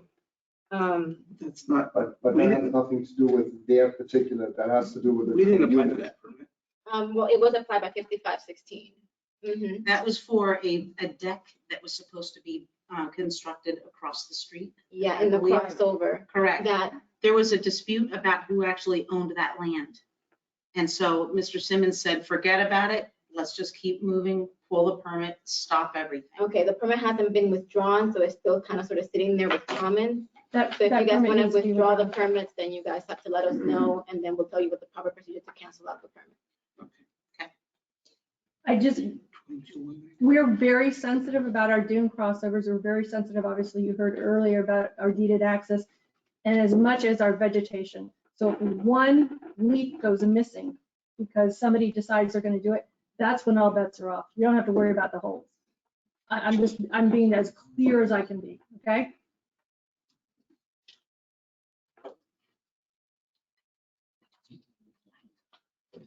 What do we do? Okay, then. Well, I know, evidently, town manager Stevens been meeting them quite a lot, right? I've met with them twice, And yeah. she's also Over the phone. emails and phone, and she's also recommended that maybe giving them a longer extension. So I would like to hear candidly from the town manager Stevens, what exactly her opinion is on what this whole situation is. Because you've been involved directly. Evidently, the town building official has been not being able to go on the job site because we hired Hybrid, which is the first I've heard of that. Hybrid do the inspection there, right? He was requested not to go on site. Let's just call Well, I'm it. saying that the town manager is the administrator of the town. She's the boss of this town. Correct. So I want to know from her candidly, what is it that we need to do to get this done? You're already suggested 60 days. You also asked if they need more time. So it seems that you know something more than maybe the rest of us do. Well, I'm just looking at the whole list and I just want to make sure You've been looking that, at the list a while. So my question is, candidly, what is your opinion of these people, speaking the truth? We're trying to get this done. And what is your opinion on what was your suggestion as a town manager of what this board should do? I think they need to have the amount of time that they need to get the job to completion, because that is what we want. We want to be able to have the homeowner move into the home and make sure it's in a safe manner before he does so. And what's your opinion of that time? How long do you think it's going to take? Well, we said 60, but we were going to ask for 90 because, I mean, we're Okay, running. so my point is, you've already got you had the 61st. You have 2 months. Now we're another 90, another 5 months. I was going So to my ask. question, let me finish, please. My question is, like, some of these things, like I'm looking at you, I have like this permit for the fence permit. It's not been issued, but you've been chastised for the fence. But the permit for the fence is an issue because now I have a utility easement. So there's another hurdle you have to jump through. So how do we get this fence permit to them? If you're telling me that FPL, you're waiting for FPL to give them the easement? So I'd like. How long is that gonna take? Yeah, I'd like. I mean, to you have gotta be kidding me. So if we're doing a hold harmless, let's get the hold harmless done. Take out the excuses of why they can't get this job done. And I guess that's my point. You're telling me that if we give them the 90 days, we agree to acquiesce to what you're suggesting, we take out these hurdles, that there's nothing they can say, well, we don't have this because of this. We don't have a TCO because nobody told us. You see what this is? It's a back and forth. That's all it seems to be here. And it's kind of frustrating on both of our parts. But I need the town to literally say, look, we have given you every information. We've given you all the time. And then at the point, there's a time certain where the town has to really put the hammer down, essentially. So at that point, and we're at that point now, that's why I'm looking for you as the town manager to literally tell us, this is what we need to do in order to get to this point, and this is how we're going to get there. All right? Yep. Is So- that fence permit even necessary for a CO? Not for No. the There's CO. a, there's a No, pooled that's area, separate. right? Yes. There's a Yes. pooled area, which is life safety. So Yeah, but we're not- So the fence Yeah. permit is completely. But we're not, So That's not an excuse. I get what you're let's saying. not even- talk about let's the not even go there. GD fence anymore, the okay? whole point was the extension, right? That's the whole point. So let's stay in this extension period. Our So- town manager has advised us what, she suggests. So two things that was advised by Tracy and supported by our attorney when we talked about this is regardless if it's 9 days or 90 days, that upon expiration, if those permits were not closed, work is not complete, that there would be an automatic code enforcement of fines of X amount per day and a stop work order, and it have to have a reapplication. So if you want to talk about the hammer and saying, you know, enough of the hemorrhaging, I think that's enough motivation. You know, and if working happens without permits, I mean, there's a complaint against the contractor at the state level, if you really want to go down that road. So, I mean, there are things that can be done, but I agree with you. I want this to be done, and I want Mr. Simmons to be happy. I mean, So can we ask Guy, do you think 90 days, because even though you haven't been inside and what have you, you've got an idea, you kept your eye on it. Do you think 90 days is a doable amount? Because if we put the hammer in there, we want to give them the opportunity to make sure they can complete it. My apologies, Vice Mayor. I have not had my eyes. Okay. I did attempt and there was pushback. Okay. And I was accused of a lot of things that, tried to Okay, smear so- my name and my office. So I also agree with hybrid completing their projects. However, I will need to do the TCO. Right. Or the CO inspection. And when that time comes, I will be evaluating the job for consistency with the issued permit and the required. So we're back to what we can do. So 90 do you days. need 90 days? We will need 90 days. Okay, so if he is saying he needs 90 days, that would be the recommendation, to give them the proper time that they need to get this completed so that Mr. Simmons can do that. With your consideration. I'd like to see some conditions on that. I'd like to see, one condition is that there's no waiver of fees. I'd like to see another condition that Mr. Guy not wait till the TCO and is able to get onto the property and take a look at, maybe not inspecting, but taking a look at what's going on. It is very hard to put him at the head of a department where he can't even enter a property. Hybrid can continue on with the inspections if you feel that that is proper, but this is your department.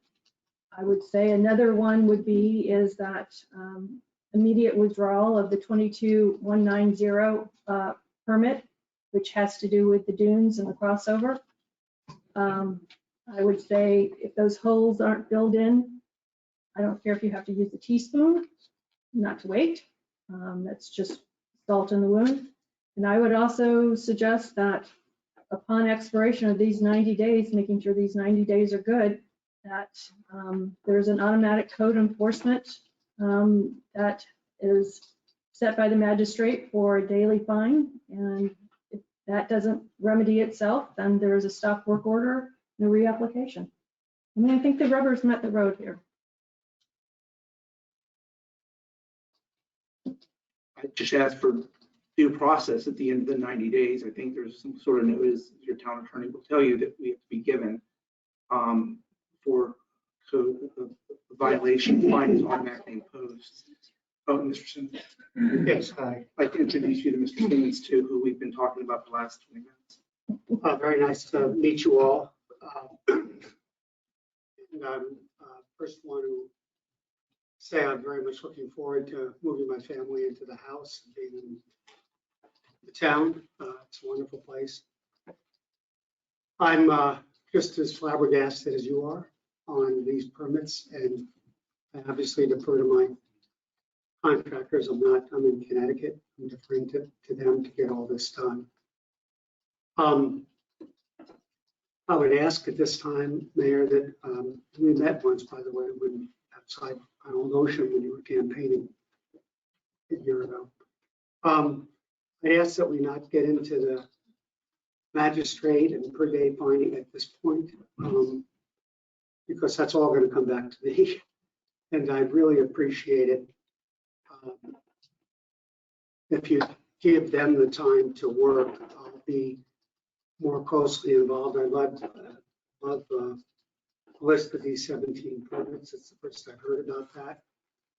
That are not, I don't want to move, Commissioner, I certainly don't want to move my family into a place that's unsafe. I'm quite frankly much more concerned about it than you are, any of you are.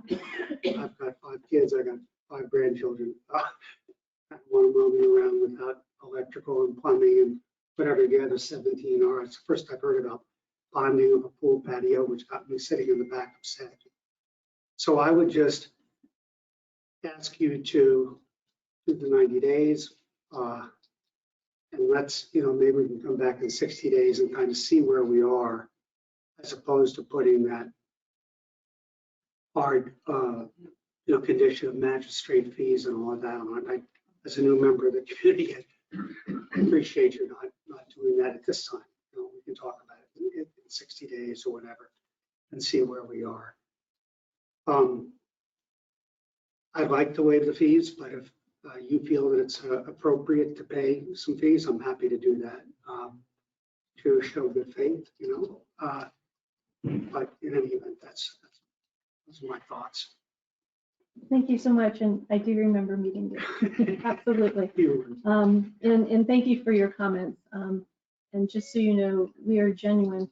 And one of the reasons I don't feel comfortable waiving the fees is our staff and honestly, just us sitting on the dais have spent so much time weeding through this, figuring out things, trying to backtrack and make sure that, we have done the best job. It has been unacceptable at that level. So I just, believe me, I'm a business guy. I get it 100%. I can't believe it myself. So, yeah.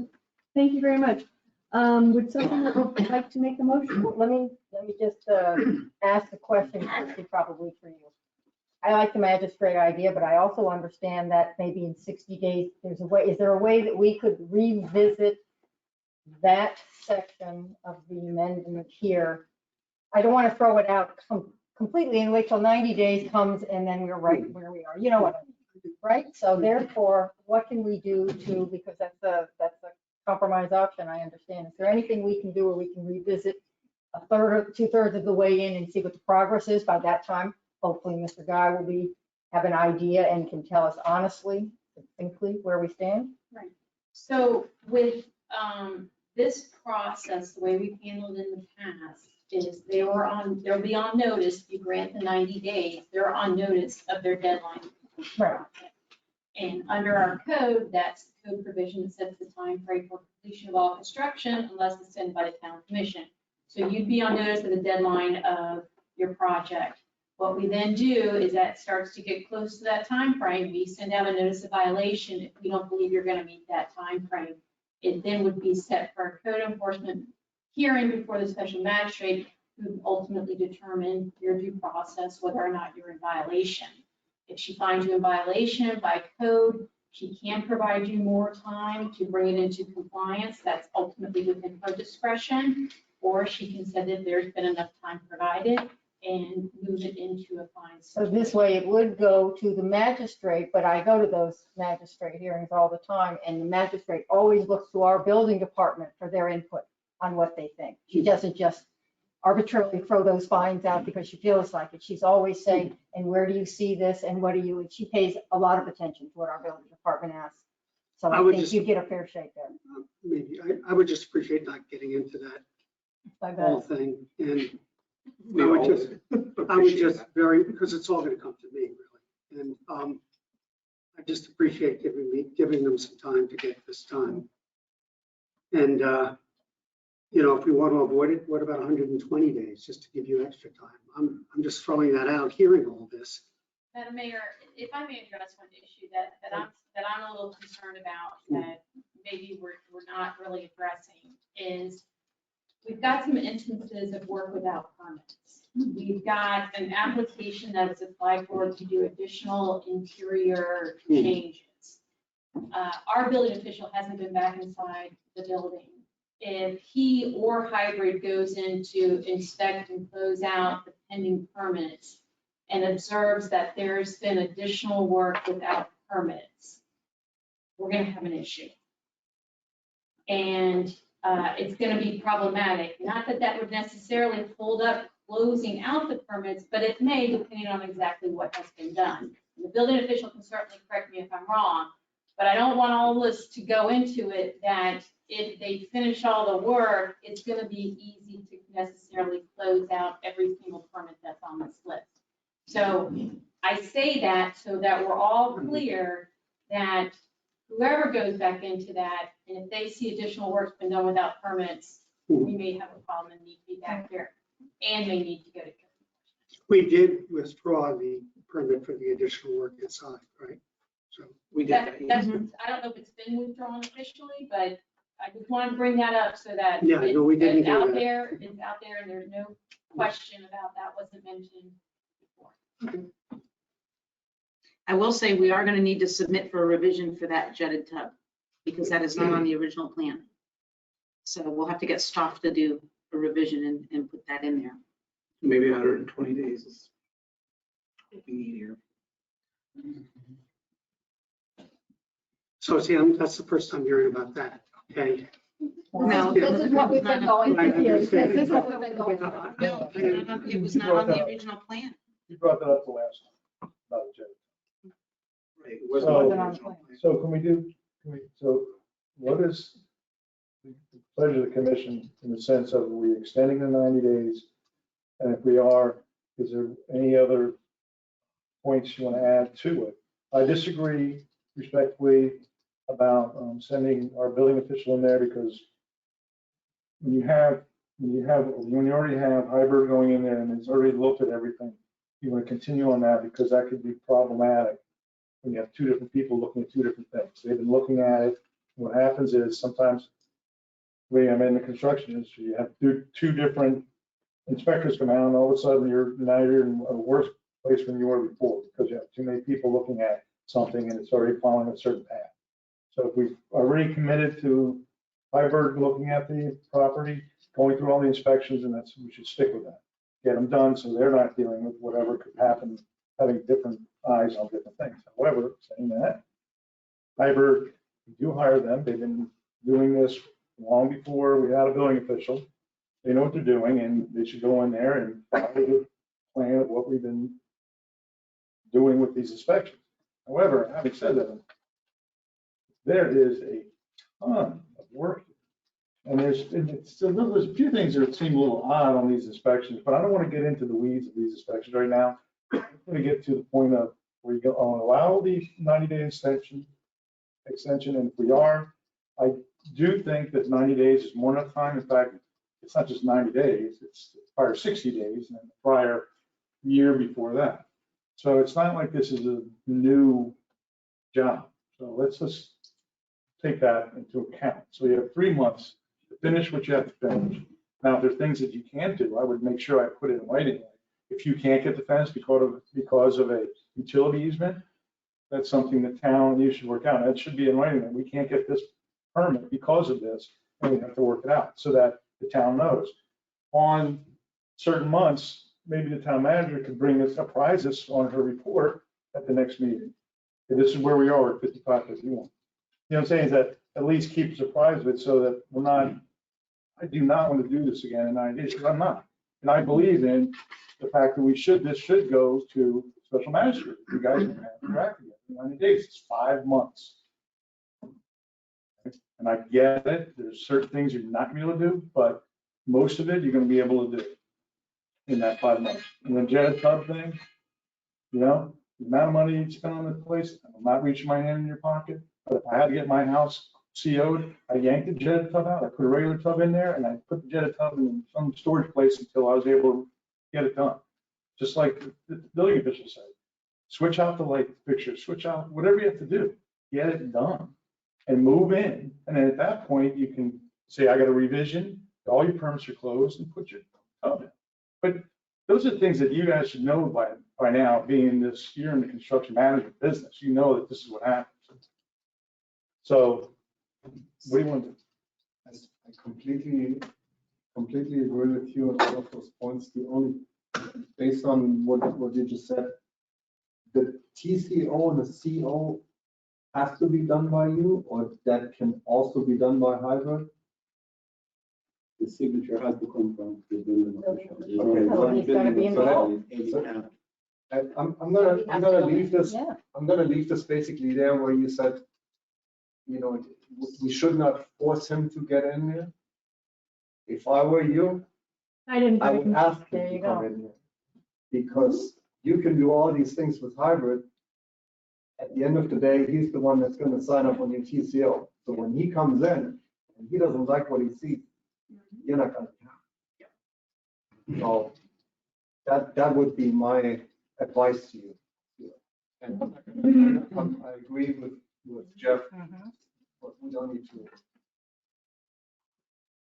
force that. Okay, so you got it?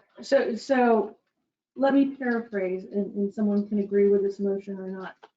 That we will grant an extension of 90 days. Upon expiration, code enforcement will kick in. We will not waive the $8,000 in fees. There will be automatic withdrawal or immediate withdrawal of 22,190 permit. There will be no further work without permits done. If found, it will lead to repercussions, just so everybody's on notice.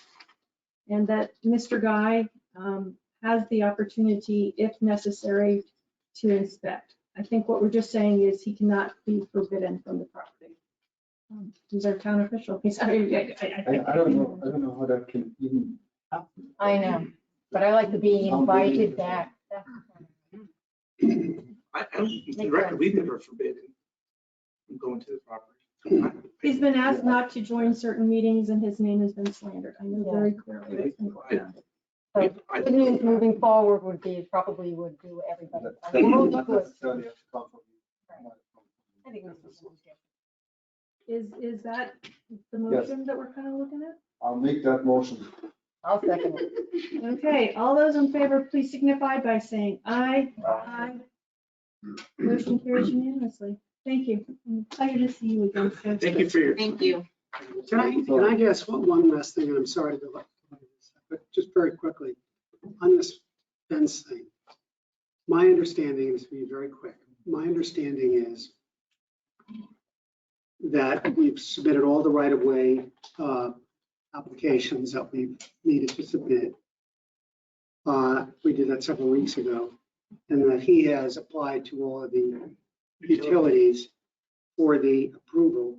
I think as Commissioner Pugh mentioned, who knows how long it'll take FPL to get back on this stuff. On the side of the property, just where the fence is, the only utility there is water, and he's got that already. So I think if you're coming back in 90 days, and the only permit that is left outstanding, everything is done, the only permit that is left outstanding is the fence permit, I'm sure there is a willingness of this commission to actually slide by with another 30 So days. just keep in mind also that, Hold on, Carmen. So as far as the fence, it's in a utility easement. So Town Attorney Gado, Yeah. you want to please Chrissy, address that while So- we're here? Almost every municipality in Palm Beach County has the same process, that you've got to go to the utility companies to get them to sign on. If it's their easement, regardless of whether they put anything in their easement, it's still their easement. They make you get it signed off.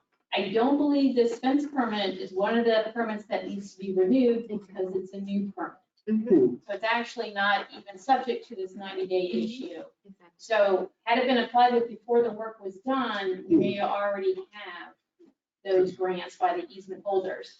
We have to wait for it. We will, of course, help facilitate if you're not getting a response at all from FPL. Yeah, and oh, by the way, my comments were not in any way asking to not get the utility permits. What I was suggesting was, give us the permit with what we've got. I think we've got three. He's got three of them. Not ours. We can't. It's not our jurisdiction. That's fine. I get it. Thank you. So we Thank can you for your time. Thank you very Thank you. much. Thank you. Good luck. Listed all those permits. Thank you. Okay, moving on to agenda item number 5, building permit extension for 6273 North Ocean Boulevard. Town Manager Stevens, will you please advise us on this item? Yes, Mayor. So this one has been open since 2015. The last time the town commission extended it, the extension was until July 21st, 2021.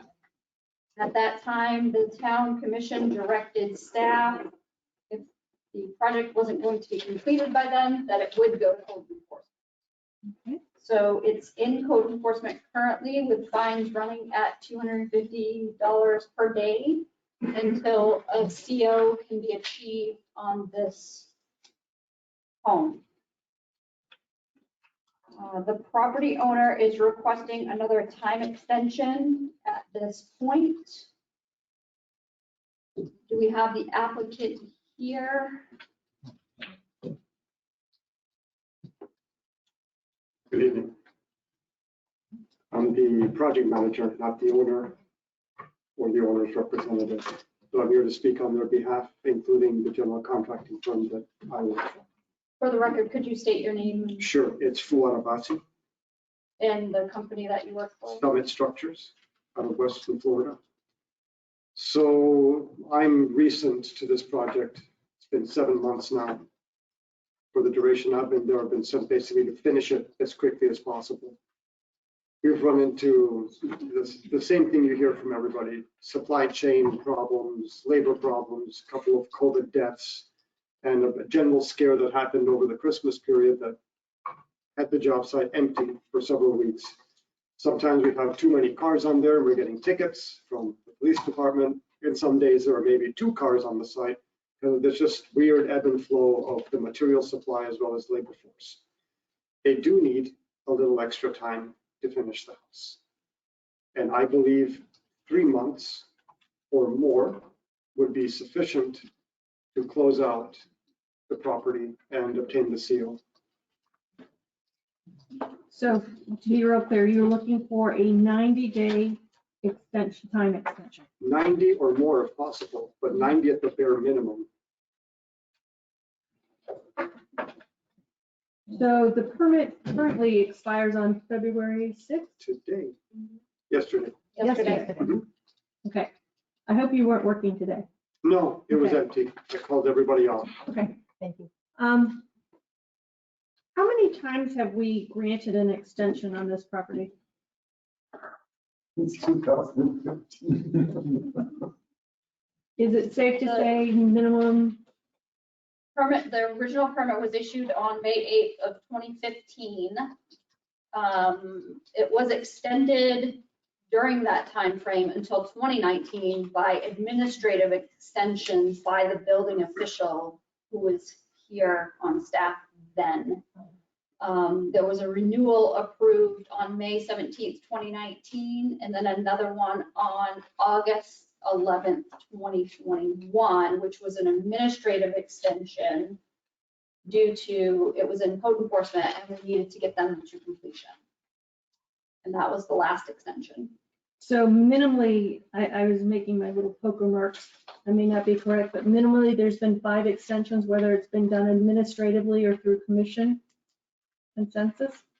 There have been quite a few administratively and renewals by the commission on 5/17, 19, and there was one in 21. Yep, 2020 to 2021. Before I open it up to public comment, is there anything else you'd like to remark on? Okay, please have a seat and we'll open it up to public comment.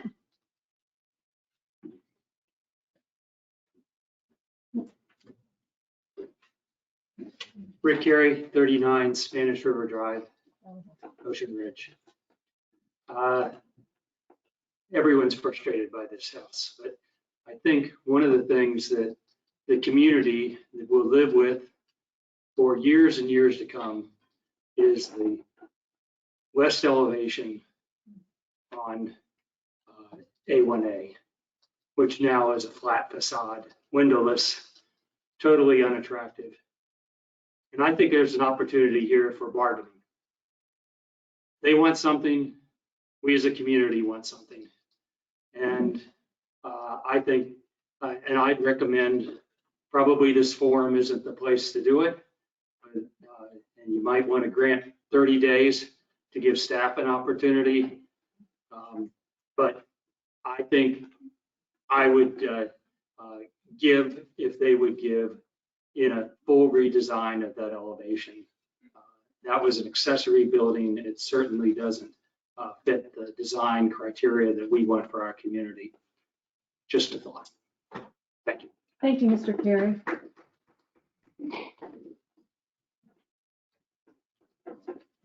Ted Rotota, 4 Hudson Avenue. I think you guys need to keep your hammer warm because this is the project that's been going on far too long. We've heard all kinds of excuses. I go by it at least twice a day, maybe more than that. I see very little work going on, okay? And it's dreadfully ugly.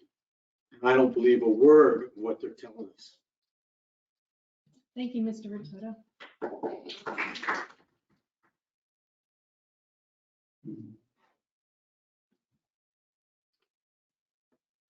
Good evening, John Scheibels, 6201 North Ocean Boulevard, Ocean Ridge. I own the property directly south of the subject property. And I want to thank you, first of all, for all your time and effort in this community, because that's what makes small towns great. I've had a home here for 35 years. It was on Old Ocean Boulevard for 14, and I built the house myself, 6201 North Ocean Boulevard, 21 years ago. How long does it take you? Just curious. I had to get, I had 9 public hearings to get my permits. But when you I broke started, ground January 28th, and I got my CO on December 31st. Same here. There you go. Same year. But I was here. Okay.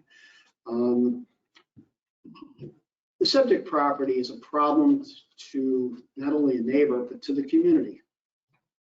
There's been over 5 extensions. 5.5 years this property has been under construction. And, you know, it's nothing to be proud of. It's, my friends in the construction business call it a 1 truck a day construction site. Okay. You don't build a building with just one sub at a time. You had the electrician there, and he left, the plumber came, then an HVAC guy, then a painter. You do multiple stuff. I have close to 50 years of building experience in the Northeast, and I'm proud to be part of that and the community that it is. What we have is a situation. Came back, it focused a little bit around November 1st.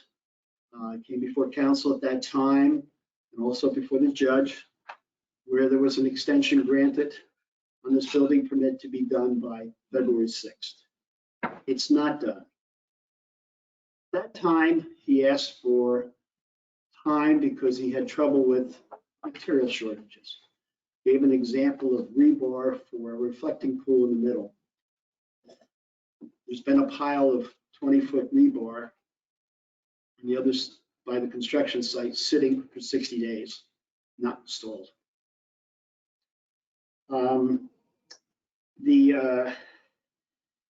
The electrical, I'd like to talk about that.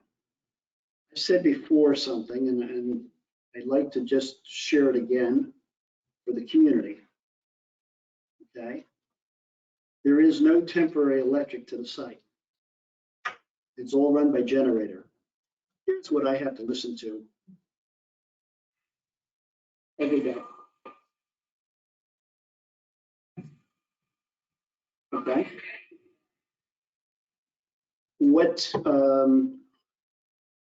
3.5, maybe 4 years ago, I met with a representative of the owner by the name of Daniel, I believe, with the owner, Andrew Rifkin, and they came to my house and they were struggling with trying to get electric to the site. And I said, I already gave Jersey Central Power and Light an easement over my property. When I did that, I ran the second conduit line for my neighboring property. Wasn't used. I just did that because that was good building practice. Reason is I don't want somebody to rip up my yard 20 years down the road or whatever. I gave them a copy of that. They knew what it was. They went and dug underneath my retaining wall, my wall, and found that conduit and left all my wall, the footings exposed for 9 months. Finally, that got filled in after the November 1st meeting. I appreciate that. But what happens is you have somebody who is knowledgeable, who is given this stuff. It's been 100 days since November 1st. No temporary electric on the site. It's been 5.5 months during construction. First thing I do on a construction site is I get water and electric. They didn't get water in the beginning. They used the hose off my side of my for the first 4 months on the side of my wall. Now they're connected to the street. Whether it's metered or not, that's not my business. And I don't want to infer this, I don't know. But I do know it doesn't have electric. It's been a long time. I listened to that. I had friends that come and visit. There is 2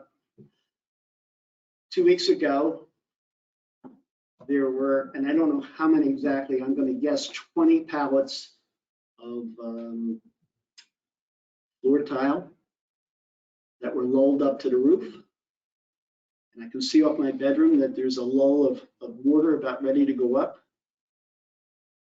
In my understanding, that their plan is to put a roof deck on the front. This is a town that had plans that were originally submitted, metal roof. He went flat. Now he wants to take the flat part and make a roof deck.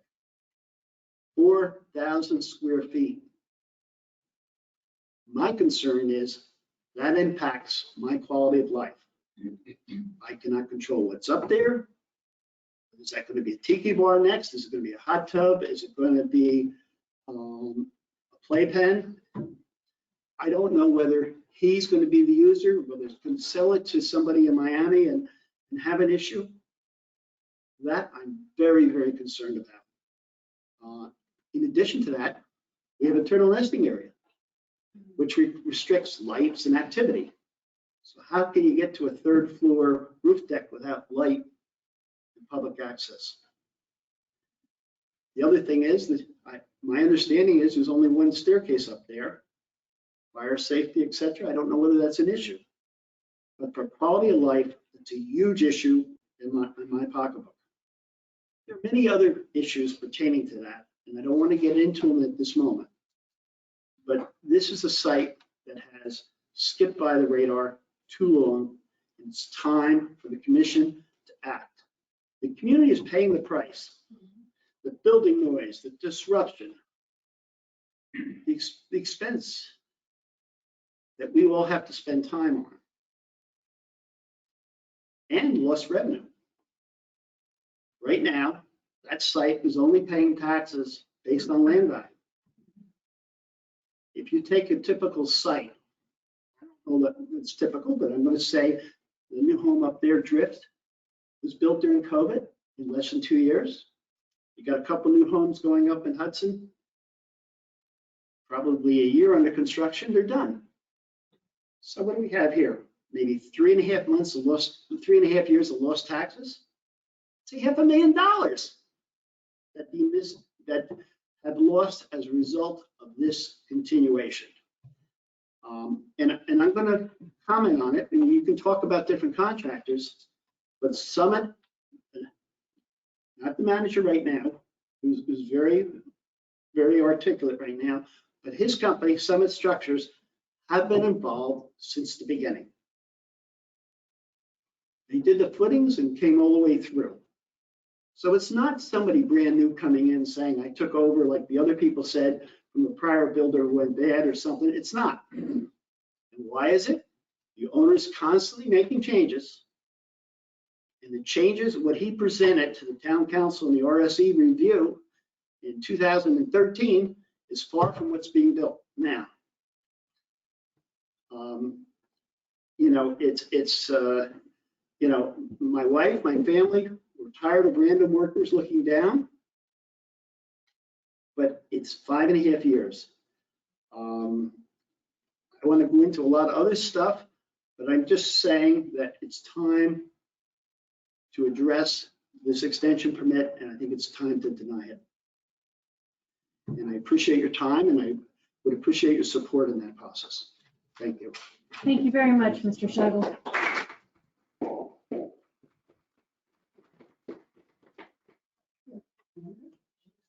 Good evening. I'm Zoe McKinnigan, 91 Island Drive South. I'll keep with this within 3 minutes, I promise. I agree with Mr. Scheibels and Mr. Carey. I urge you not to extend the time for this property.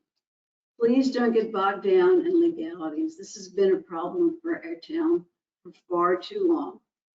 When our staff and our commission gives so many exceptions and extensions, then our rules become meaningless.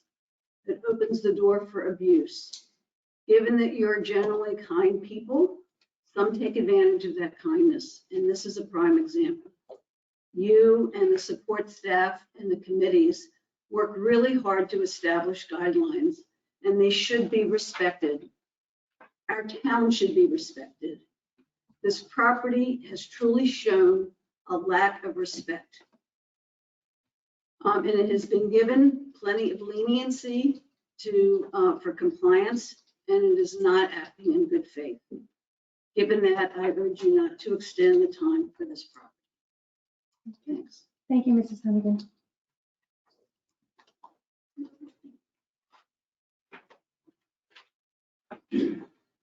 Hello, my name is Alana Barish. I am brand new to the community. I live at 6275 North Ocean, so I'm the neighbor directly north. And we are here with 5 children. This is our main residence. They're all young children, and I urge you to not grant the request, as there are several things that are very bothersome to a normal family. The exterior not having the windows makes it look like a parking garage. And that is bothersome, as people may possibly think it is that and then drive in there. The roof deck will look directly onto my property, and having young children, it causes extreme safety measures. If I don't know the owners, but I like was said before, they could sell it to someone else. They can look into our windows. They can see directly into our master bedroom, directly into my children's rooms, directly onto our pool. It's very troublesome. Having an extended construction site is also very scary to me with young children, because people can, once again, see onto it, onto my children. My children are next door. They're all very little. There's dangers if things fly over, even just a nail, something small. So I urge you to not grant the request. Thank you very much. Welcome. Thank you. We have children. And just for clarification, you are the neighbor directly due north of the property, correct? Okay, so you're an affected party. Okay. Any further public comment? Seeing none, I'll turn it back to commission. So what's the max we can do, Chrissy? Well, a max extension? No. The hammer. I mean, we're just kind of to the point of ridiculousness. I mean, the house, they changed it, they shut it. And by the way, do we allow this roof deck? Is this in their permit? So Commissioner Pugh, this one has baffled me as well. I'm still trying to figure out the timeline. Just from what I understand, in 2019, there was a stop work order.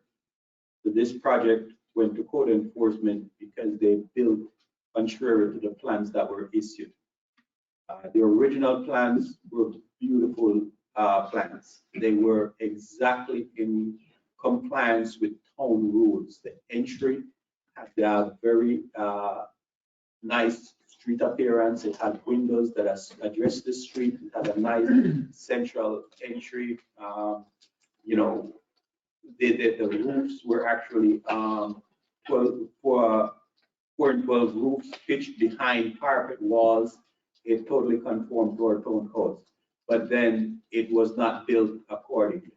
And then I mean, maybe you guys can remind me, or if I could jog your memory of what happened around 2019, is that it was halted, and for some reason they were allowed to revise their plans and move forward. Hope, I guess with the hope again that they would be finished quickly and continue, but it has not happened. I've been here since July of 2020. Within a few weeks, I started dealing with this project. And I was told by the manager at that time that they had planned to finish in December of that. They came to us with a timeline, and we said it was not reasonable. The timeline was extended. By then, they projected it would be finished in 2021. That did not happen. They came with another timeline that suggested they were going to end in May of 2021. When that was proposed to me, the question was asked, is that reasonable? And I said, no. Eventually, the town commission gave them a deadline. A motion was actually made. I'll read this. This is from the meeting minutes of November 2, 2020. Vice Mayor Cos moved to grant the building permit extension request for 6273 North Ocean Boulevard to July 21, 2021. And if a certificate of occupancy has not been issued by the deadline date, then staff is directed to start the code enforcement process for the property. Seconded by Commissioner Herbert, motion carried 5-0. And they did end up in code enforcement because they did not meet the deadline. Then the fine started. My opinion on this project is that they are moving forward, but their foot is also on the brake. Very odd situation. They take their time. Again, as Mr. Shivers pointed out, they seemingly only use one set of trades at a time. The house is big enough for them to do various things at different areas in the property at one time. It can be achieved, but there is no effort to move this project along. At the pace that they're moving, we're probably looking at another 24 months at the rate that they're moving.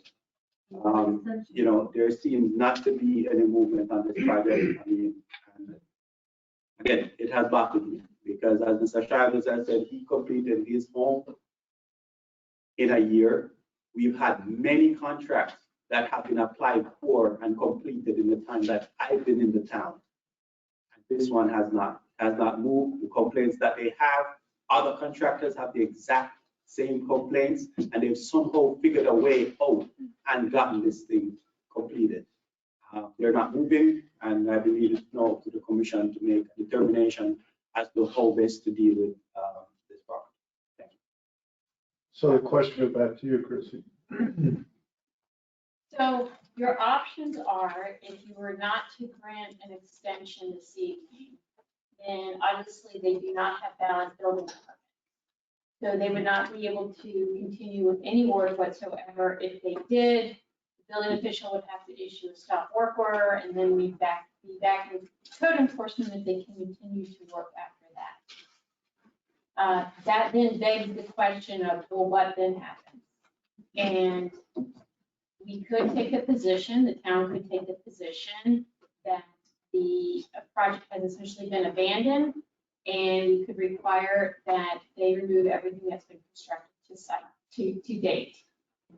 There are obviously some legal consequences associated with that, and that we would possibly end up in litigation.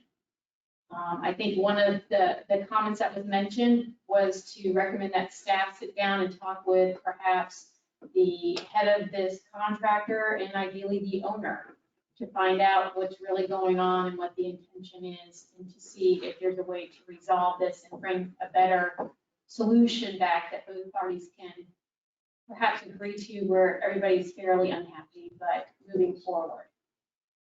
Your other option is to give them an extension of time. That would then bring them in code compliance, because that would renew their permits. We could give them a date certain to complete again, but if they don't complete, we could take direction to go back to code enforcement and seek a repeat violation if they don't complete it by the time provided. That, of course, would be avoiding litigation for the most part. More than likely, we would ideally ask for a $500 per day fine through code enforcement.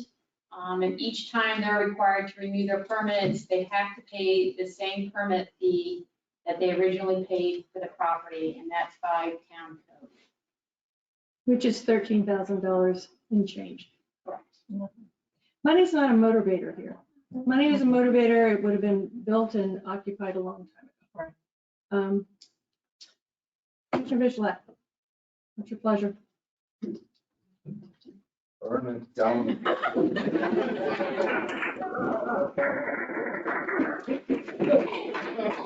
Everything that comes to my mind. It's obviously not what we're gonna do. Sorry. Yes, let's use a filter.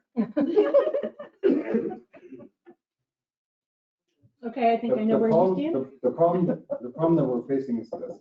$500 fine is $15,000 a month. And I agree. Apparently money is not a motivator for them. And as Mr. Chavez very pointedly stated, the loss of tax revenues that our town has endured over the last, say, 5 years, when this project should have been completed and has not been completed, it's quite tremendous. I don't think that 15,000 a month is gonna motivate them. That's 180 a year. It's less than what they'd have to pay in taxes. Yeah, well, I don't know what they would have to pay in taxes. It might be less than that, but it's just, it's one of those things that you're damned if you do and you're damned if you don't. No, you'll be damned if you do. I mean, I don't shy away from litigation if necessary, but. Yeah, then that could sit there for. Then it's gonna sit for how much longer? I know. It sat there for the last 5.5 years. It's not gonna be fair to either one of those. If there would be a way for us to actually move forward and have a time certain when we say, either at that point it's either done or it's gonna get knocked down, that would be ideal. Unfortunately, we don't have that process. No, we've tried that for 5.5 years. I mean, what is it? The definition of crazy is you keep doing the same thing over and over again, expect a different outcome.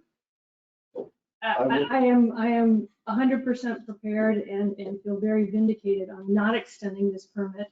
And that means a stop work order would pursue if they do not stop immediately. And if they do not stop, you can do whatever code violations you think you need to. But hopefully it will be enough of a wake-up call to get that owner down here and to sit down in earnest and figure out what the heck is going on. That is the one missing link. We have not heard from this gentleman in over 3 years. We have no idea if his intent is ever to finish it. So without that information. I don't think you're gonna get an answer. I don't think he has an idea what he's doing. Well, when his house is condemned and, it has to be taken down, maybe that'll get attention. I don't know. Yeah, I don't know He's gonna have an attorney talk to us. He's not gonna come and talk to us. He hasn't talked to us in 7 years. He sent nothing personal. He sent us an assistant manager or assistant project manager. And he sent us a personal assistant that shows up every now and then. My opinion, this is our own recourse though. I mean, what he chooses to do and what he chooses not to do is not in our control.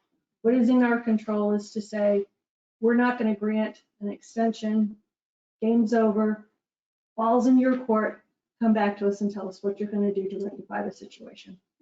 It can't get any slower. And I understand that we don't want to sit with it in a non-compliant, not moving forward state, but I don't think we have any choice at this point.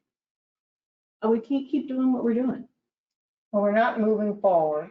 He's not moving forward. I mean, we all go by every day and it's the game. How many cars are there today working? It's just not going to happen. The extension, I don't think is going to bring us anything because I'm closer to the 2-year out situation. And that's 2 year out if actually there was some movement. I don't think we're going to get much movement. I don't think the owner seems to care very much. I don't think the money's going to be an option. So I can't, it's a rock and a hard place for the town because we want it done, but we don't have an owner that seems to want it done. At least in some of the others, they're pretending at least they want it done. But here we are. If we keep extending, we just keep falling into the same trap over and over again. It hasn't looked any better in 5 years. So if we have to go through whatever we have to go through, it's going to look the same anyway. But we might actually get somewhere by just saying we're not going to, we're not going to take it. It's your idea, Jeff. Mayor, can I ask the attorney a question? Town Attorney Gatto, if if this does end up in litigation, is it possible that a judge would make us extend the permit and have them finish the job after? Would that be a possible outcome? There's competing legal issues here because what I've been told is there are either permits and or inspections that have approved buildings contrary to the code. On the one hand, there may be an argument on their behalf of equitable estoppel. On the other hand, we have our code and building permits or inspections cannot be contrary to our code. So you have these competing legal issues, and it ultimately will probably come down to a fact issue, which could mean potentially a trial. With an equitable estoppel argument, your argument is I built this based on good faith reliance on a building permit, which is a license to do it. If they prevail on that, a court could say that they're allowed to have, just by way of example, the front facade or the flat brick. They would be possibly able to get injunctive relief to continue to finish that work as is. A lot of times court won't give forward injunctive relief, but they'll remand it to the town to give them some allowance to finish that work as the court's determined. You know, a court could also determine the building official who issued that permit or approved that inspection had no authority to do that, and therefore it was done in not a good faith reliance on the code. They should have been aware of what the code requires and doesn't require, and therefore it has to come down and be brought up to code. That's going to take litigation unless we can come to some other resolution, which ideally, obviously, I think is in the best interest of the town, because the only people who win in litigation are the attorneys.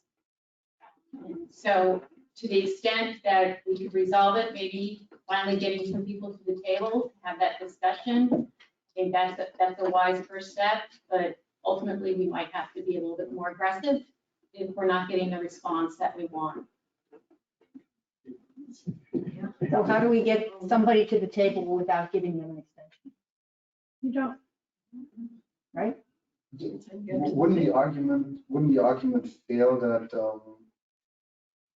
that they have acted in good faith when they built, when in fact they had a stop work order in 2019 for not building according to the approved building plan?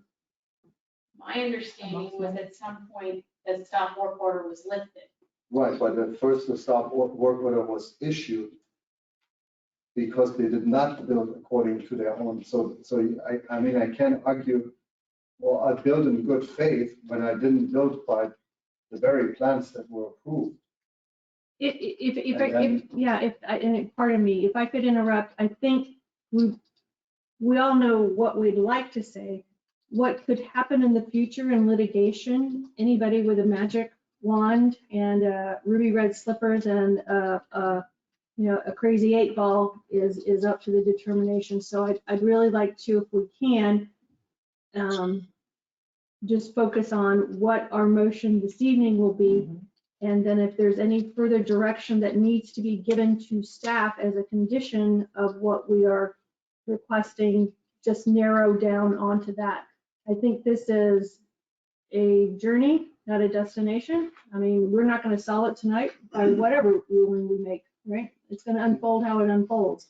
But I think sitting and conjecturing legally what's going to happen is probably not a good use of time at 8:30 in the evening. Can I ask one question, because there's two parties here and they're here in the room today that are directly affected by the decision that we're making today. And I would like to hear from, if you both would answer that for me, please.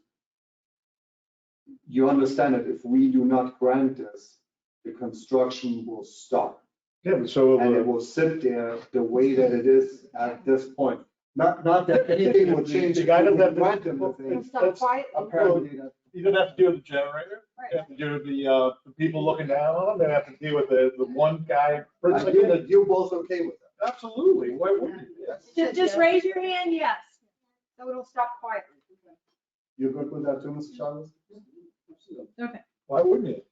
I mean, what are you at now? I mean, it's like a So little splinter in your finger that you can't ever get to and just keep bothering you over and over. Mhm. So, let's just say no, and let's move to the next step, which is, okay, now we're here and you have no more work. And at this point, we're getting to the stage of litigation and at least give them some respite from the Okay. torture. Would you like to make a motion for us? My motion. Okay. And can I have a second on that motion? Oh, Okay, I'll third. there you go. Okay, and I'm gonna throw in my fourth. All those in favor, please signify by saying aye. Aye. Motion carries. So what was the motion? Yeah, no, What was the motion? No extension. No extension. I think it's where. No extension and a stop work order and immediate code enforcement if any activity takes place. And to reach out to the owner and try to get a meeting. Madam Mayor, Yeah. can I make a statement as well? Yes. Obviously to you, sir, if you continue working on that site after a stop work order has been posted, you are subject to arrest. Okay, so I want to make that very clear. There's no permission moving forward. And the fines, do they stop at this point? No. Special, No. that continues on. Okay, we have a motion, we had a second, we had a vote, and we are gonna move on. Thank you, everybody, for coming.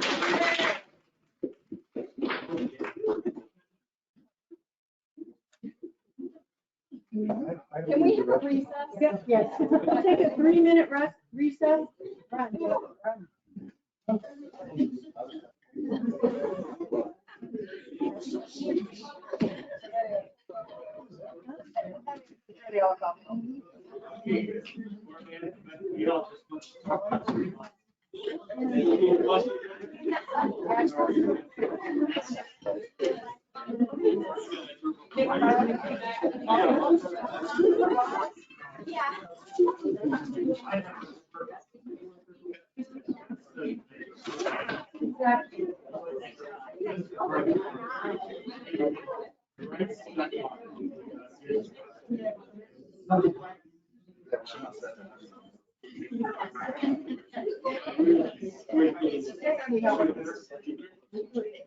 I would call it,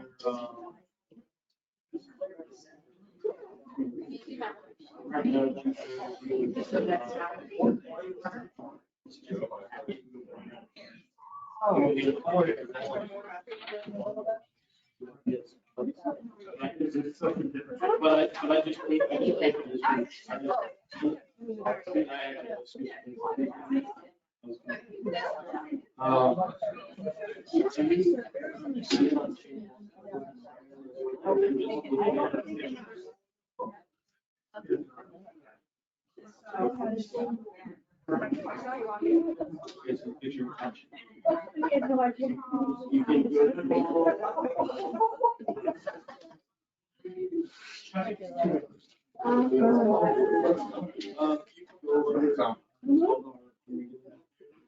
We've had 6 years to make that.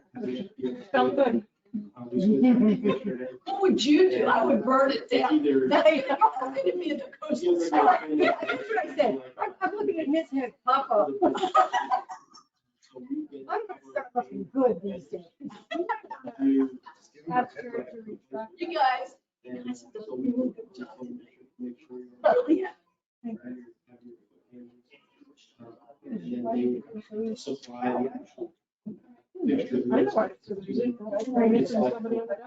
Where was Steve? I missed him. In the hospital. Is he really? He had some kind of sodium depletion or something like that. Oh, no.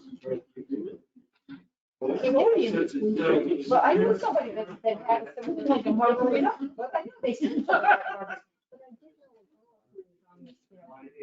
There's lots and lots of medicine, and all of a sudden she found out she had eliminated all her electrolytes. Yes, Sodium by yes, if you drink too much water, it can happen. Yeah. I'm gonna ask if we can take the FPNL item up next. That poor FPNL guy has been sitting here this whole time waiting to present. In the restroom. Carl along, in the back.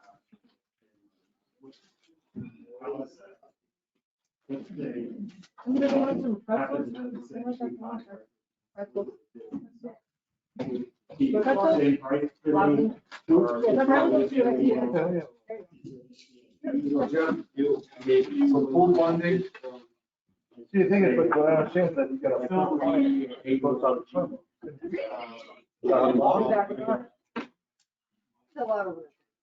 Only because. All right.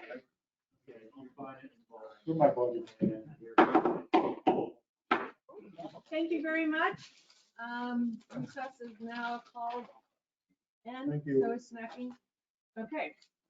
We are moving, Madam Mayor, Yes. can we please move item number 9 up to the front of the agenda at this point? We have our FP&L representative here who has been patiently sitting through this entire meeting. oh, Laura, could you write a novel? From Miami. First thing, we know traffic. They do pay overtime, right?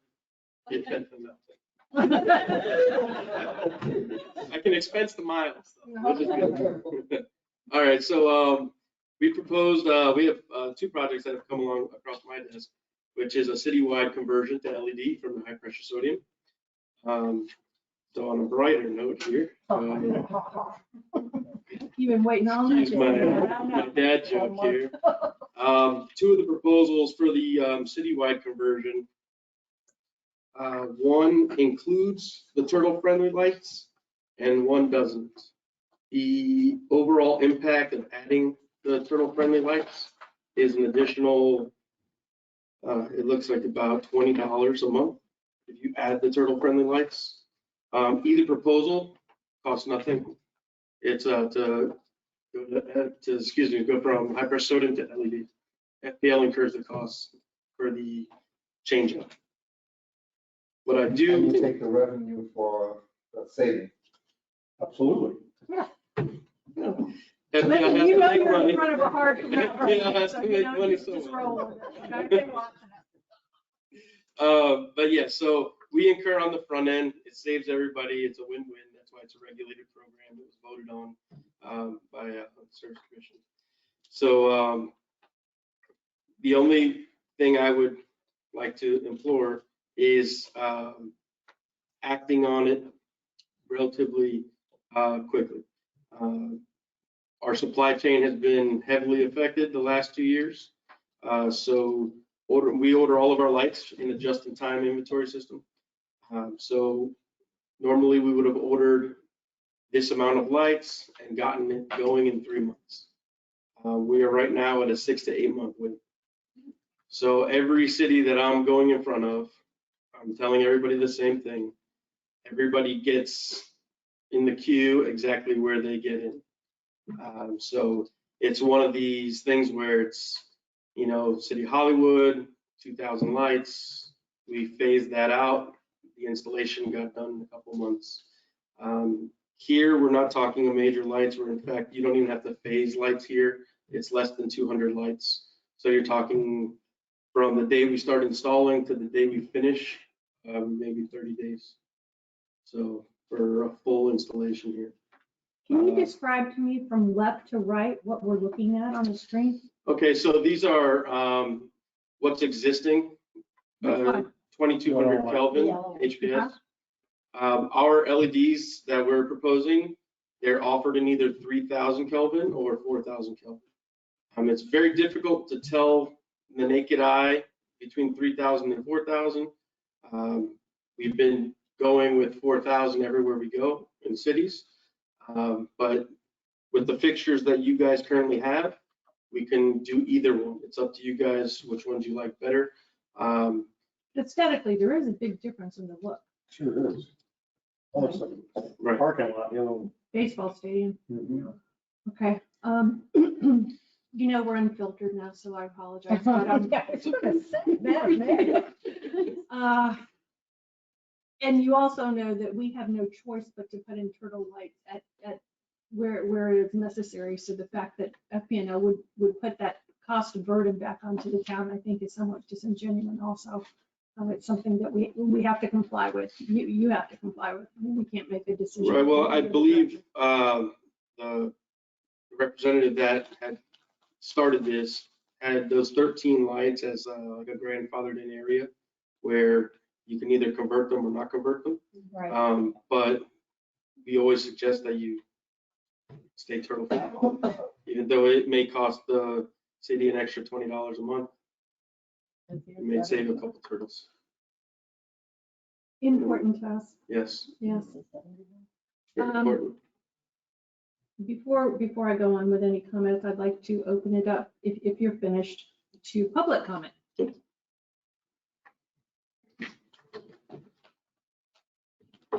You asked for public comment? I did ask for public comment. Public. Excuse me. Not your. I'd like us to see a local example of this. I like the street lighting we now have. I walk my dog a lot in the evening. It's not the brightest. It feels like our community. We're a small town and you want to be kind of comfortable there. I know some LEDs are on Boynton Beach Boulevard between Federal Highway and Seacrest, and they're pretty glaring. There's a brightness, a parking lot feeling to it, and I don't want my neighborhood to feel like a commercial site. One person's opinion. If we could kind of see it, if we get comfortable with it, but I'd hate for us to do a switch over and live with something we later regretted. Thank you. Thank you, Mr. Chair.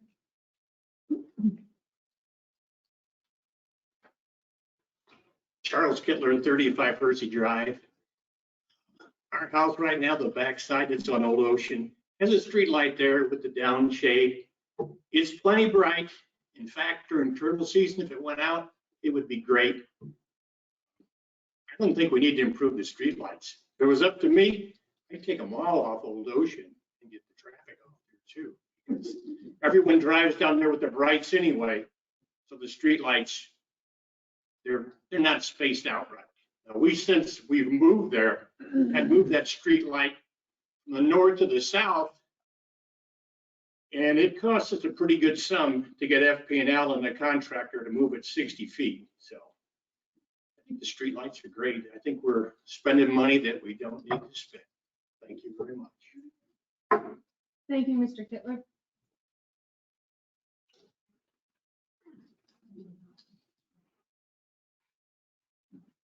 I'm a little stiff after I've sat for 2 hours. Sorry. It seems to me these lights would be in everybody's bedroom all night long. The children would have a hard time sleeping. Probably the adults would too. I don't think we need that kind of light in town. Thank you, Mrs. Bingham. Any further public comment? Am I able to? Sure. And then we're going to turn it over to commission comment. So you may want to say something after we have our discussion. Okay.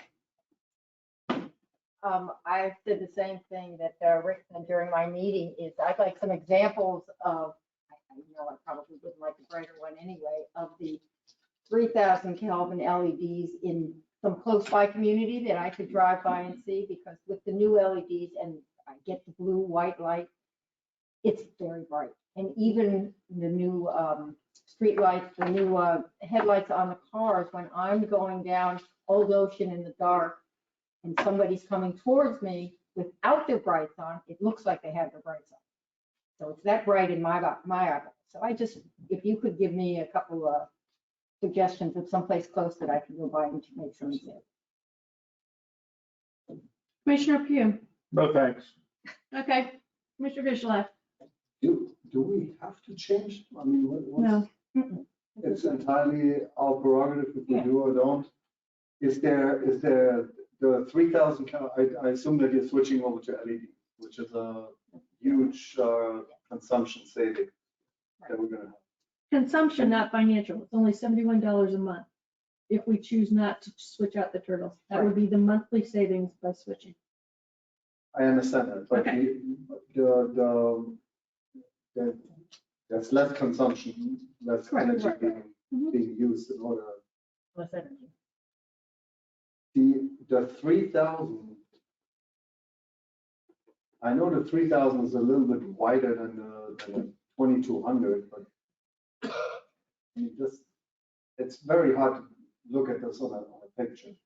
You can't really distinguish what the difference is. If you look at I can. the light bulbs, yeah. Martin, you come over to the house, my wife maybe switch out in the bathroom, we have high hats, we have regular, and turn the high hats on and think you're on stage. I need a top hat to change. Yeah, when you, So, I mean, they're like super bright. I would like to see one of those pictures, because I know that it's not just the Kelvins. The Kelvins is the warmness of the light. It's the brightness of the light. And you're going to be running into issues also with FPNL. Because we just had this crosswalk that we had to spend a ton of money on trying to get the engineering for the lights properly. And it took months, and then we're switching out the light fixtures now. That whole thing is all of a sudden going to go. Well, that's not, I am appeal. So that's what we do. oh, you might have thought. So I'll finish up on comments. Number one, we went from a presumed savings, if we don't switch out the turtle lights, to an additional monthly expense. The savings is negligible at $71. The expense is negligible at 106, additional expense at 167. I will give you the horse trade version. Number one, I'm not going to vote for these lights. I think they're hideous. But having said that, I'm also going to tell you, FPNL has done very little about the pole redundancy that we have continued to have in this little town. We've got 6 or 7 poles where there should be 1. We've been given the excuse of AT&T and Comcast tying into it. We have several wooden dilapidated poles that look like they're going to drop over in a nanosecond that have no wires on them. They have not been removed. We are chasing our tails like dogs. Second thing is we've asked for additional poles on sailfish and on sable for safety reasons, and that has met after 2.5, 3 years with very little feedback also. So I would suggest when they send you on the road, and it's not, you don't make the rules, I get it, but when they send you on the road, they need to give you a little toolkit to be able to say, if you do this for us at P&L, because this is not for the town, this is for you guys. If you do this, we will take care of any other issues or at least work on other issues that we have. So having said that soliloquy, if you would like to reapproach the bench and make a little. I wanted to also ask, is there something you can tell us about the positive benefits to us? Right, so I know the police chief is sitting right there. And sitting through this meeting tonight, a lot that has been brought up is about safety. When they have to chase somebody down the street and they're looking at 2,200 Kelvin or 3,000 or 4,000, they have to make a split-second determination. You have to determine what type of light you want your police officer standing under. And that's the biggest thing is safety. What was brought up was light going into bedrooms. Every single one of our lights are offered with a shield so that there's full cutoff. They just illuminate the ground and there's no backlighting. As far as the issues with the poles, that's something that I can bring up in my meetings and we can get that worked on. But other than that, it's really about a safety issue. If you do look at the picture, instead of looking at the light, direct your eyes down to the ground and you see a big difference on the illumination of the ground. So as far as safety for driving, when you're looking at a 2,200 Kelvin, your yellow lines in your road tend to blend with the street, tend to blend with the grass. When you're going under 3,000 and 4,000, it's much more defined.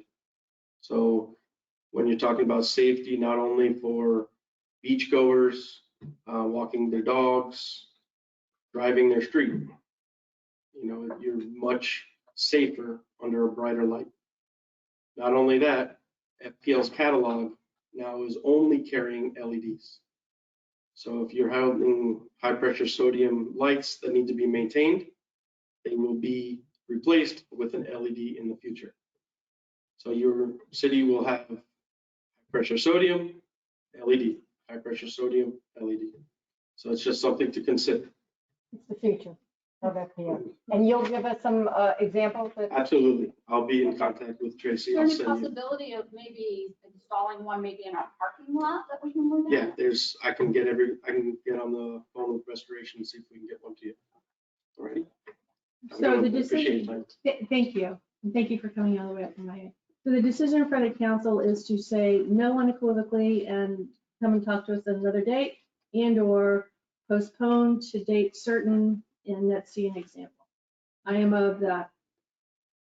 Thank you very much. You're a very nice young man, and we'll see you in about 2 years. So what's the pleasure of the commission?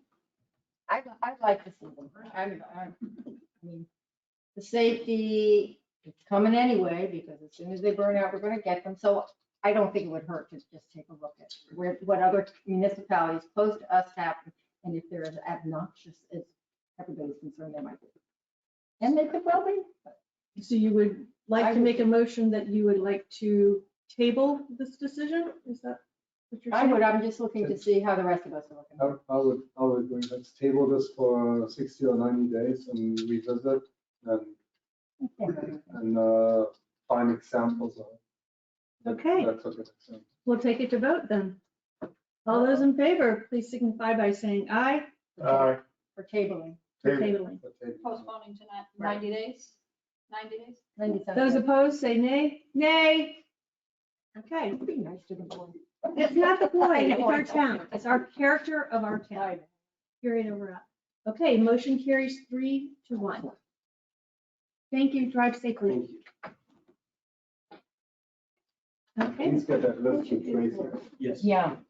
She will have it tomorrow. Okay, back to agenda item number 6.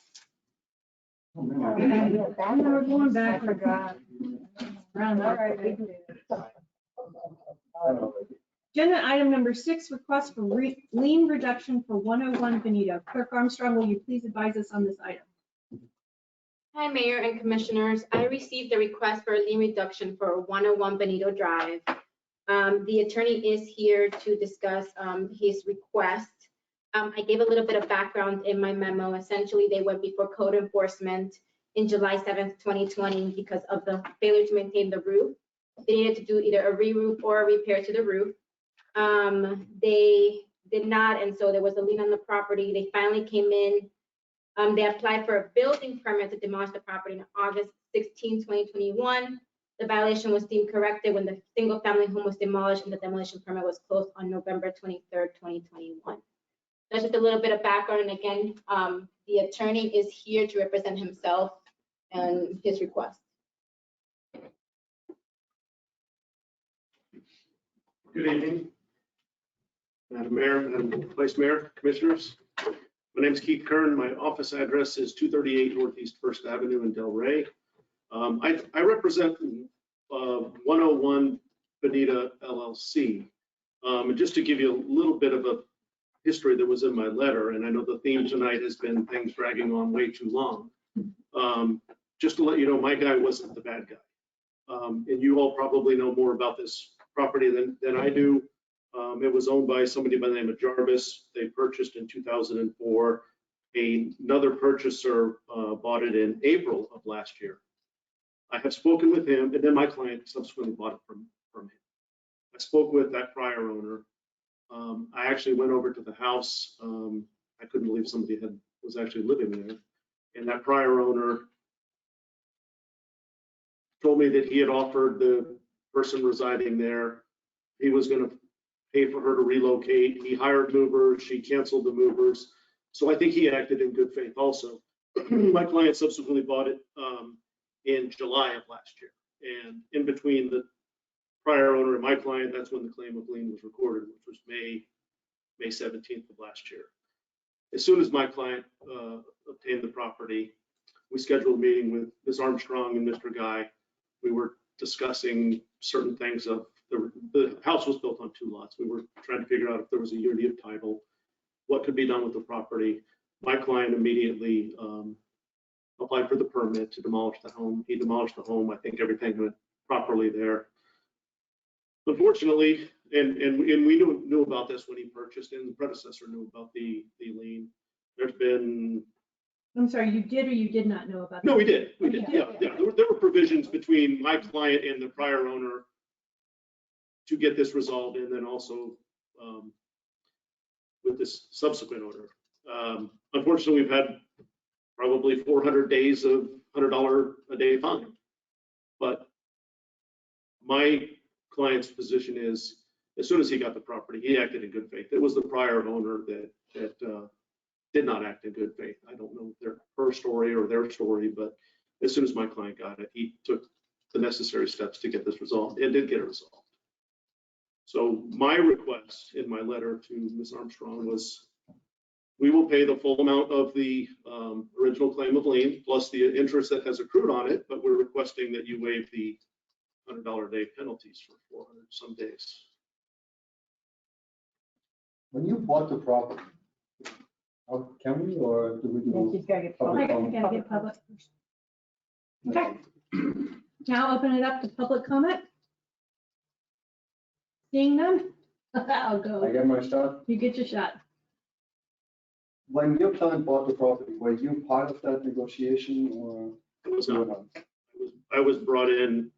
So I have to assume it's your client as a real estate developer or? Yes. Yes. So he should be proficient in making proper legal decisions and negotiating purchase contracts and all of that stuff. Sure. Yes. As he knew that there was a lien, and he knew there was staging funds that were accruing when he purchased the property. Is it fair to say that somebody that is proficient in negotiating and making these decisions, that at that point they would negotiate, knowing that these $43,000 are accruing on that property? Negotiate with the town? About the purchase price of the property. When Sure, when I would buy this, having been in that business, I would negotiate and say, you know what? By the time that I have it, by the time that this house is going to be demolished, I'm going to have $43,000 in fines. Hence, I will pay you $43,000 less for the property, because that's not my problem, as you so plainly stated. It's your problem, meaning the person that sold it to you. No, I agree that was part of there's a risk factor involved in it, and he was simply hoping that because he used good faith, that the fine is designed to punish,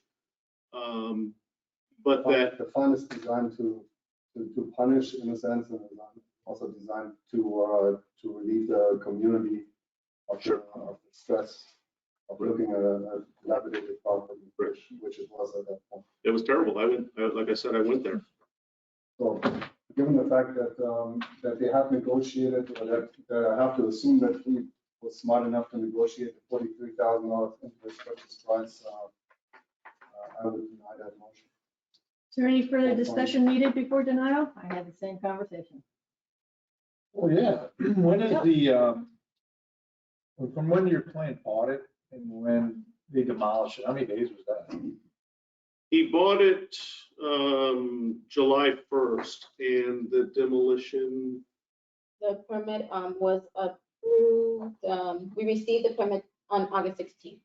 I know that I met with Mr. Guy and Ms. Armstrong on September 8th. Yeah, but that was regarding the unity of title. Right. But we did discuss. And when was it demolished? They came in, they were approved and everything was closed out on November 23rd, 2021. Okay, so they bought it in July, immediately pulled the permit, demolished the place. 3 months later, that's what we were looking for in people who buy property. That they actually do what they're supposed to do. Property that has an ongoing lien on the property, that has a That they know. valid deed, that has a. that's Possibly obviously a warranty negotiate that the has a price. cloud on it. You knew that you were buying this. You knew exactly what you were buying. You negotiated based on that fact that, you got basically $43,000 from the seller. Did they? No.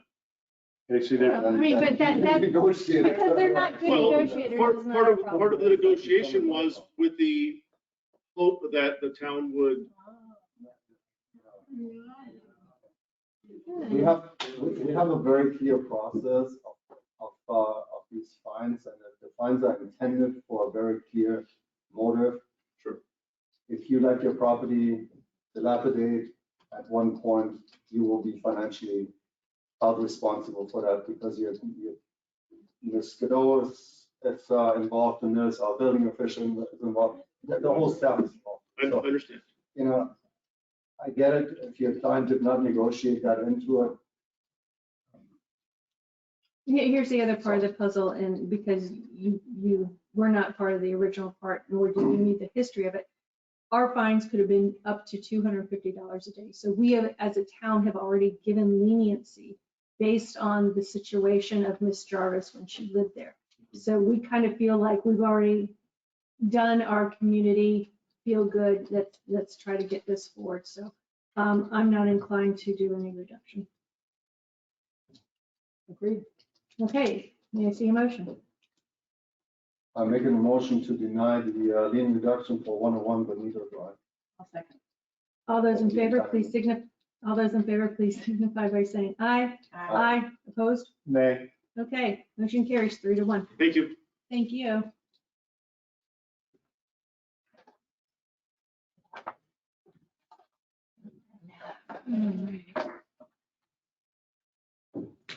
Seven has been withdrawn, so we're moving on to agenda item number 8, update to construction site management handbook. Building official Guy, will you please advise us on this item? Thank you, Madam Mayor. So this is a response from our last meeting where we brought forth the fees schedule for our code enforcement citation process. It was recommended that we include this sheet in our construction handbook and it be made very clear to the owner and contractor that these are the consequences of not abiding by town rules. So what we have is a revision to our site construction handbook. There are minor changes where we're now asking that the owner sign as well, along with the contractor, and that each page be initialed by both parties. And then an addendum has been added to include the new code and community standard fees. Thank you. All right, so really no material changes except making sure that the owner is well aware by execution of what his contractor should be aware of also. Yes, that's good. No, there's changes in here. Okay, we're talking On the parking. parking, number 8, maintenance of traffic plans should be submitted with building permit application package approved by the town's traffic engineer. So is that really a problem? You gotta have a traffic plan for a single family residence? We already block it off, we make it park inside the. It's becoming more and It's a more of a problem. problem. We just dealt with Loop Road, 19 Loop Road. Well, where explain they it to me then. actually- Explain, you're the traffic engineer. Explain to me why we would need this and what is it gonna actually solve in the sense of if they have a plan? And do we find them if they don't adhere by the plan?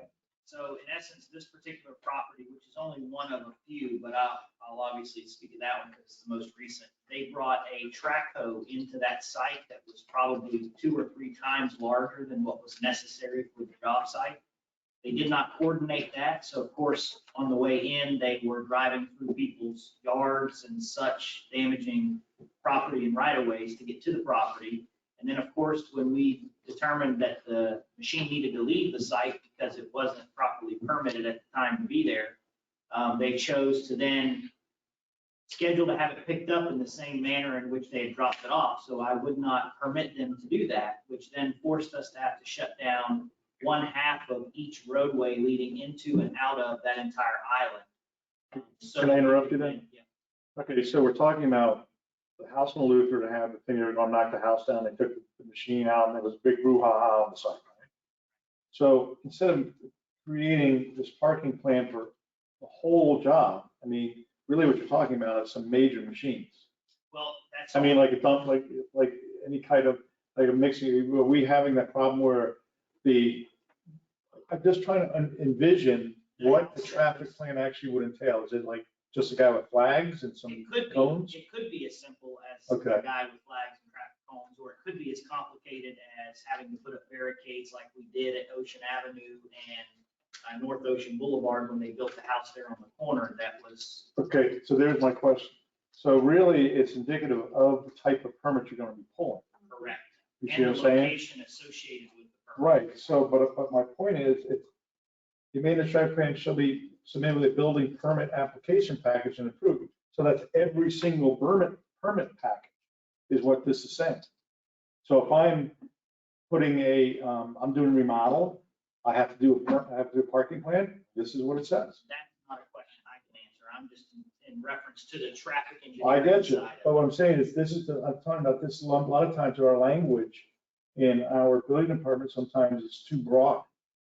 Because we're at the point now, you're literally, how do you differentiate between a small time permit and a permit like demolition of a house? I think what that's referring to more than the issue that I'm bringing up, which is obviously more related to North Ocean and some of those specific locations that we talked about, are where you plan on parking on the job site. Because the issue that we commonly have at every single job site is the property size and the adjacent right-of-ways that then get parked in that affect not only your property, but the properties around you and or the flow of traffic on the roadway adjacent to the property. I like that. See, what I'm saying is that it's one sentence and it's very broad. So if we add the wording, if required by the town, would that solve See, your It has to be concern? reviewed on each Right, permit. right. So what I'm each saying. permit, does each permit require, what I'm saying is that you're making it too broad. Ronnie, was the intention parking on the job site, or was it an MOT in the sense of location specific? The idea behind that is that there needs to be more accountability by contractors with respect to especially parking and delivery. Right, but see, the thing is that this is for all permits. This is, I'm a homeowner, I'm pulling a permit, I'm signing the same thing. So your point is, as contractor, okay, I'm a homeowner and I have to do a parking, then they're gonna say, what? And you're gonna say, well, your not approved because you didn't submit your traffic pattern. What do you think's gonna happen?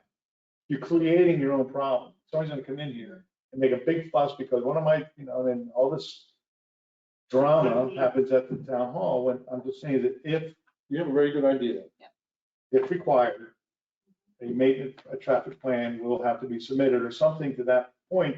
So when you get the permit, you can say, oh, you're demolishing, you need a traffic plan. Or you're building a brand new home, you need a traffic. So may I make a suggestion for number 8 parking? I would rephrase it, on-site parking and delivery of materials and large vehicles. Then in the sentence that you're referring to, Jeff, of maintenance and be submitted by a building permit application package if deemed required by building official and approved by the town's traffic engineer. Yes.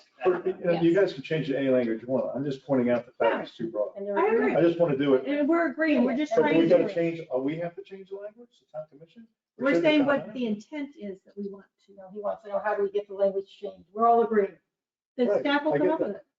it. That's what I'm saying, is it really should be redone and then sent back to us. Yeah. You see what I'm saying? And the other question I had was on their certificate of occupancy. This prohibition includes a temporary occupation of the structure under construction by security and other personnel. Full or partial renovations that affect sleeping areas in new structures shall not be occupied until conservative completion or certificate of occupancy has been granted. Now, do you want to put in there, should you differentiate or just add about a temporary certificate of occupancy? Should that also be put in there so it's not a certificate of occupancy? If you say the TCO, this doesn't say that. And I know that we're in the town, we're getting very, very word concentric. Everything is by the book. So if everything's by the book here, you couldn't do that because it's a certificate of occupancy, not a TCO and or a certificate of occupancy. You understand what I'm saying? Yeah, good points. So I just think we should look at it again. Those two items, I mean, obviously the rest of the stuff is good. I like the little box around the grates. Yeah. You notice dirt goes inside the can? Yeah. But if we could work on those two things and just kind of reword it, I think it'd be fine. It's fine. So direction, attorney, would you prefer that we send those two items, carve those two items out and agree to the revisions that are, the other revisions that are put on the table? Or wait until staff brings it back next month for completion? It's really at your pleasure. If you want to see the final wordsmithing of it, we can just bring it back, or if you'd rather just say, as you have, the intent that we want is to address the PCO and address. I think that the traffic plan is a good idea. I just think it needs to be reworded, that's all. I also, the certificate of occupancy just needs to be reworded. Okay, again, that wasn't my question. My question is, Which way to do it? which way to do it? Should we wait on the whole thing until next month? Or can we go ahead and approve the other four You can things that are approve done? it with your direction and make those revisions, or I think what I'm hearing is we want to see the revisions. Yes. Yeah, I Just think bring it that's back. best. We'll Yeah. rework it, postpone this until next month. Yeah, I think that's best. Motion to postpone. Yeah. We need to make a motion. I don't think. No, it's consensus. We're good. All right. All righty. Thank you for your work on continuing to tighten this document.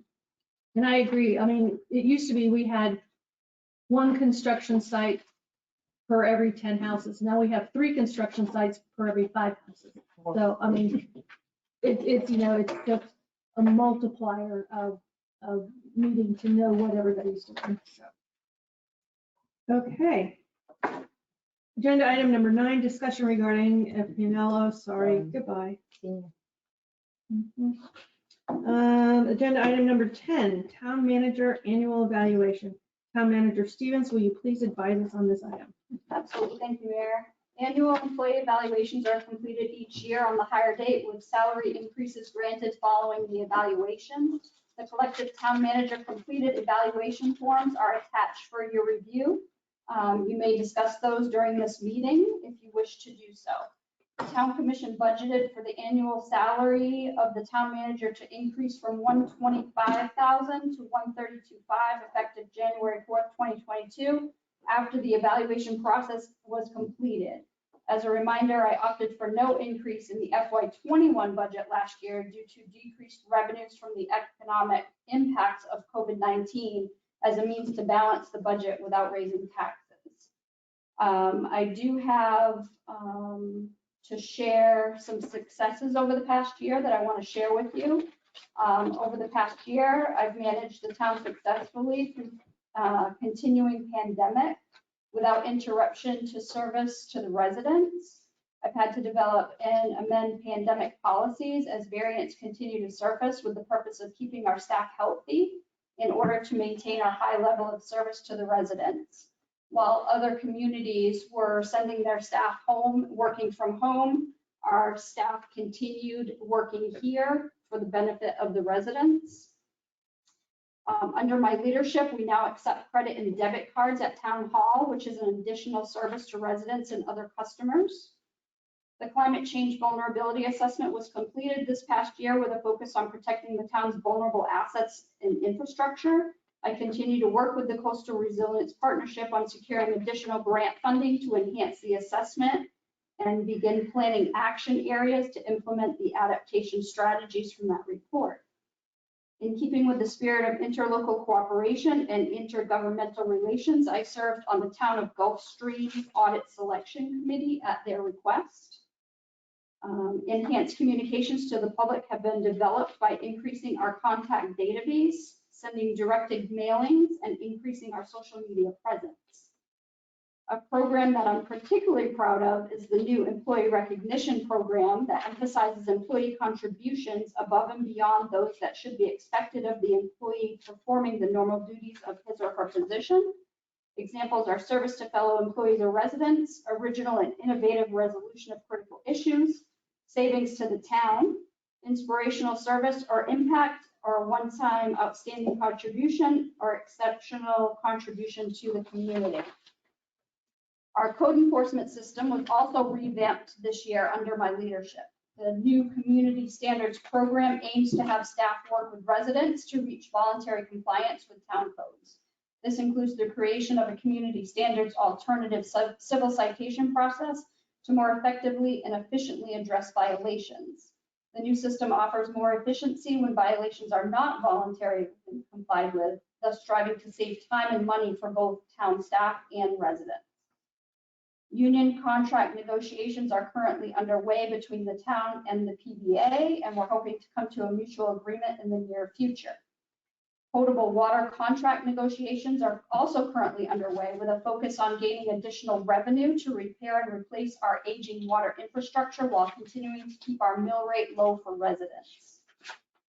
The town's reserve fund has increased each year that I have served as town manager, as I continue to be frugal with the town's expenditures and also looking for ways to increase revenues without the need for additional taxation. Also, under my leadership, the town won an easement by way of necessity lawsuit against a developer that our previous town attorney believed we had no chance of winning. A tremendous amount of work was put into this, and the judgment in our favor will help protect the town's investment in the town hall facility and drainage system and help to maintain the environmentally sensitive lands located to the west of town hall while also protecting the interests of our residents. I want to thank you all for your confidence in me. It's been my pleasure to serve the residents of Ocean Ridge for the past 6 years, 3 as town clerk, 3 as town manager. I'll strive to keep the community beautiful and improve town services in the future. Okay. I'll now open the floor to public comment.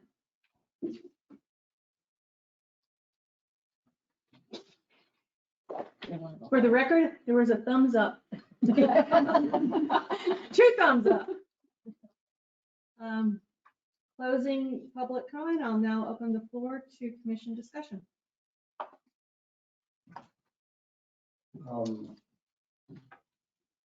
As I said in my meeting, I think Tracy's doing a great job. I don't know where she finds the time to do all of the things that she does. It's what I expect. We have this rating system here that we've been struggling last year with, I guess we've been struggling for a while with last year. It really came to a point where we needed to do something different. Unfortunately, the system that we went to this year is completely exact opposite. And Jeff made some great comments in his comment sheet that this is just, we can't do the valuations on this sheet. We need to find a different way how to do valuations and give performance evals. There's things here just for the public, very briefly. Leadership, obviously, communications, policy, procedures. There's a lot of things in here that we have very little influence over, or see very little.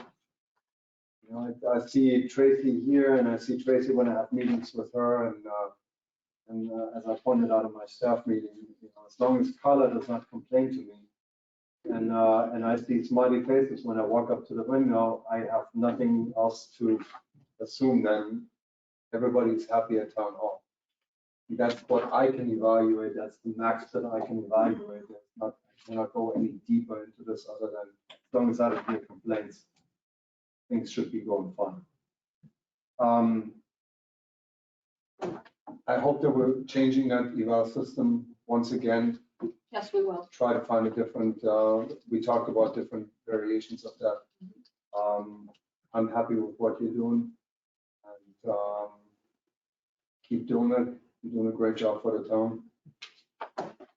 I think you're accessible. Never had any complaints. Anytime I send somebody over and told them, hey, go and see the town manager. No problems reaching you, talking to you. You don't need to be available. There was one thing in there, you know, open door policy. The open door policy means that you are available at one point. That doesn't mean that somebody that walks into town hall needs to immediately be able to be seen. That's not what I would expect. It's not what anybody should expect. You are the CEO of this community, and as a CEO, you have other duties. You will get to it, and you always do. My comment. So can I just have real quick consensus that we are going to change this evaluation? Yes. Yes. No, I don't need the consensus from you. I need it from my fellow commissioners. Oh, yeah, I think Okay. the pass-fail thing. Yeah. Gives you no room to. Right. That was based on the fact that we had not the pass fail and there was a complaint about we wanted to go to something simple. Right. So that's not Okay. working either, but isn't Okay, there good, one good. that we can use from regular? I think the one that we had in the past was just fine. Me too. The One I to did fi- too. 1 to 5. I do too. But there are some things, to Commissioner Vishalak's point, is that we, unless we are here on a daily basis and or query, do a lot more query of staff, we'll never know. Unless it becomes a crisis situation. Okay, who wants to go up next? What's that? Next? Anything you want to say? My Comments are I there? filled out the form. It's a matter of public comment. I had a meeting with Tracy. We discussed it. That's it. Okay. I'm right there with you. You know, mine's out there too, and I gave Tracy as high a mark as I possibly could because I find her administration skills good. She's got that open door. I talk to people all the time that have it, even from the smallest to the largest issue, and I just say, go to the town. And they call you, you're available. If you need to outsource it, then you do that. But you never, ever give anybody the opportunity that you have no time for. And that's a big deal, even though we're small. You're busy. I'm in here almost every day. I see. You are very, very busy. I think your planning and organization skills are excellent because people have no clue what y'all do. By saying you give it to the whole group, what you all do back there, because it takes a lot to run a town, be it 2,000 people or 20,000. It takes a lot because you need it all to be right up there. You listen, you take everybody's input in, and you don't give in if you don't agree, and you'll give 10 reasons why, but you listen and you can change your mind as well as anybody else can. I'm very impressed with that. Financially, we're always. I'm going to complain about that. We get along well with the rest of us, the community.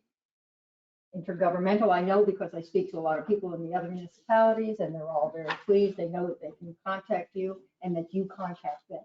So we all know what's going on in all the different places. Personal skills, I think they're excellent. So as usual, I gave you the high five. And I don't think at this time in the evening, I need to reiterate anything Same else, except to say that you are doing a wonderful job. We've never had such a strong town manager, at least in the last 20 years that I've been involved in some form or fashion with this town. And we wish you the best of luck to keep going. Make a motion to increase your salary to 132,500, whatever it says. I'll second. All those in favor, please signify by saying aye. Aye. Aye. Motion carries unanimously. Yay! And public HR stuff is not fun for anybody. Okay, moving on to item number 11, Planning and Zoning Commission, Vice Chair Carey, would you please present your commission report? Good evening. You have my report I in don't. front of you. I think Yeah. that it's pretty self-explanatory. There is one portion of it we would like to have your direction to staff on, and let me explain why. In our December meeting, and that's the last thing on the report. I'll tell you the topic. We need commission to approve staff spending time on a discussion of what ground floor and what breezeways are.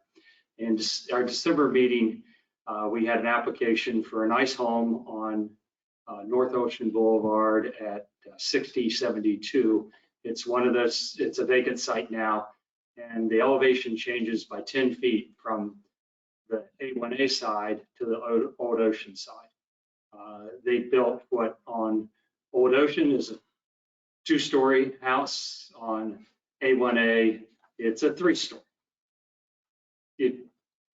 And they. Is this Al Nar's old property? So we can I all don't understand know where it by it that is? name, Yes, okay. So it's the vacant lot next to Al Nar's old house. The unique thing about the design was that that the under level, the lower level, was defined as a breezeway. Now, I think all of us have a pretty good idea of what we think a breezeway is. Typically, a connection between a house and a garage or something like that.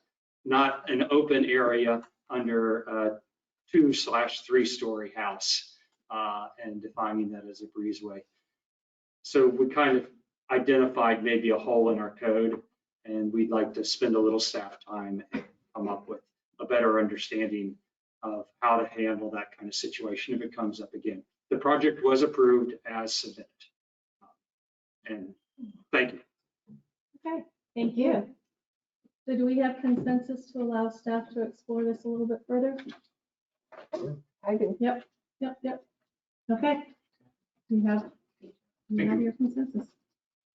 Town manager, agenda item number 12, town manager Stevens, please present the town manager's report. I'll try to be brief. I do have a lot though. I'd like to take this opportunity to recognize and congratulate our building official, Durrani Guy, for being selected by his peers to serve on the board of directors for the Palm Beach County Building Officials Association. That's a big deal. Congratulations.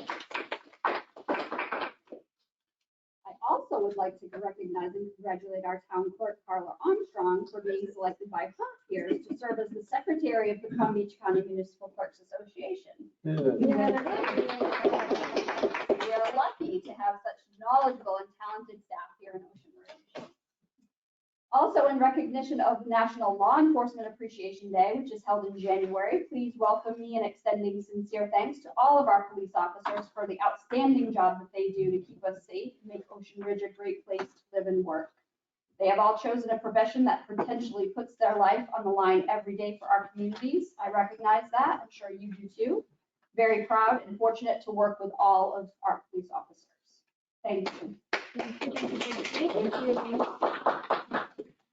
In the month of January, we celebrated the employee anniversaries of our police officers, Keith Ramirez and Billy Ranta, who have both served the town for the past 3 years. We thank them for their service and dedication to the town. I've been attending the weekly Florida League of Cities legislative updates to keep track of any new legislation that might affect the town. I'll let you know if there are any calls to action that we need to respond to in the future. The Coastal Resilience Partnership's Climate Change Vulnerability Assessment is available on the town's website for public to view. Oh, it's too late. I can't speak anymore. I'll keep you all updated as we progress on adaptation strategies and future projects in that regard.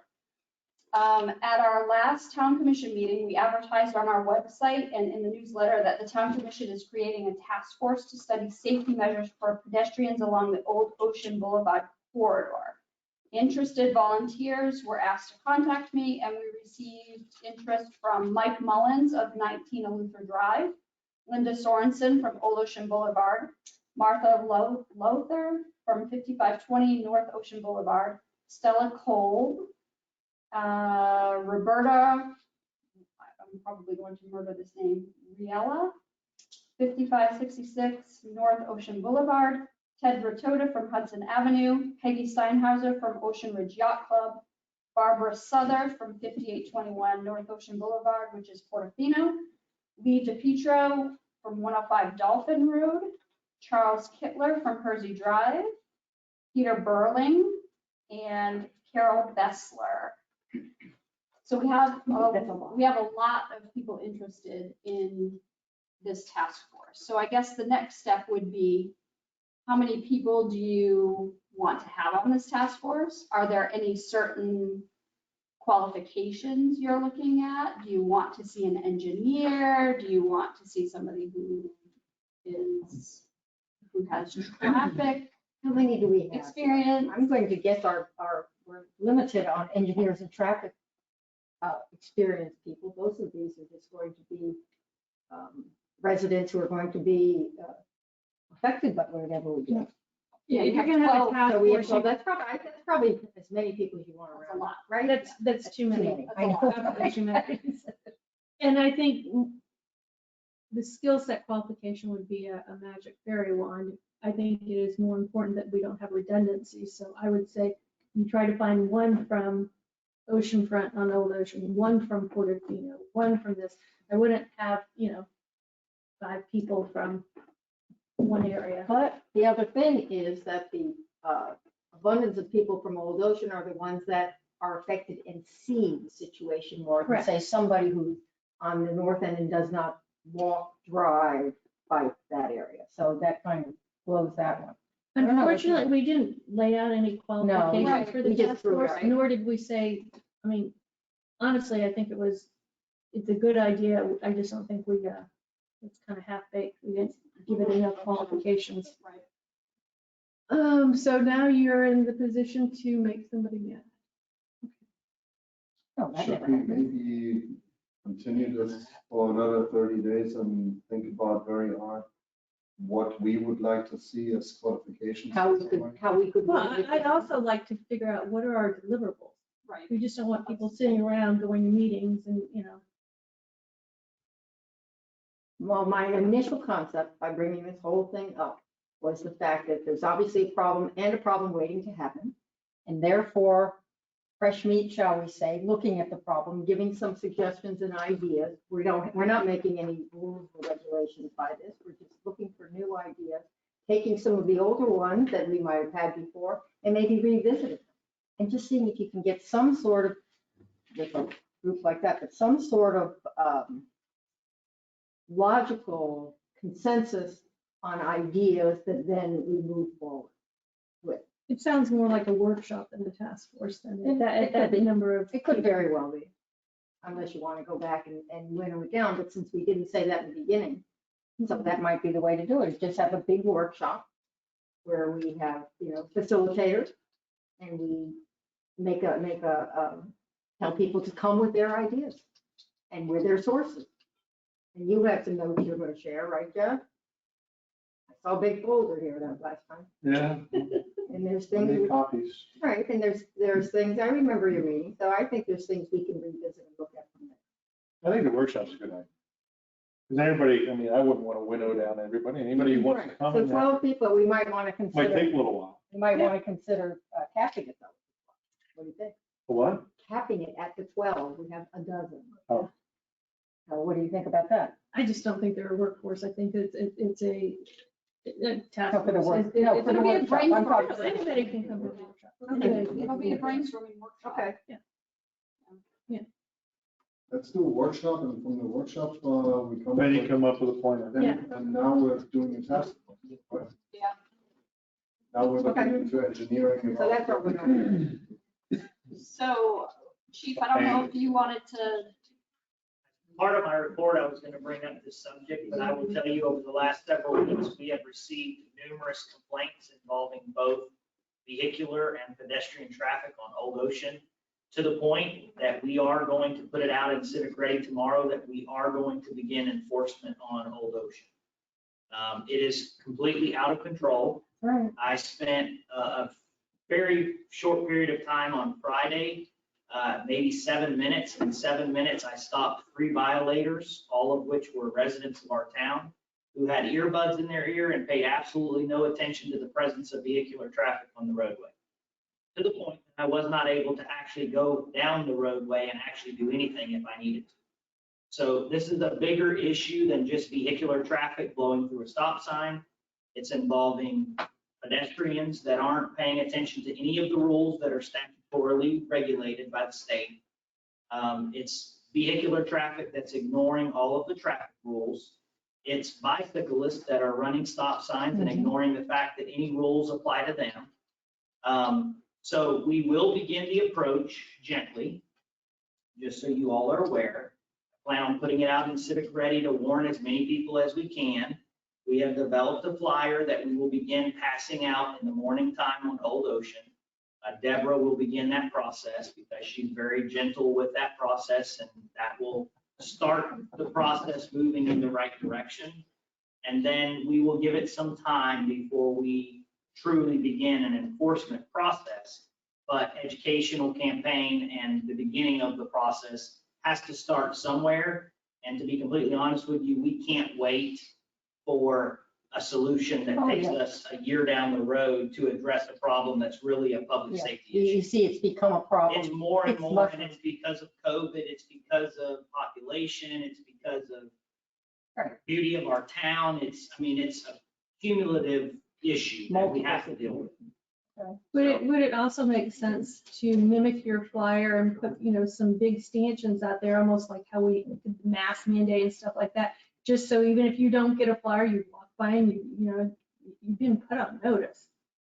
There's a lot of rules that people need to be aware of because of the fact that they apply differently to vehicular traffic than they do to pedestrians and bicyclists.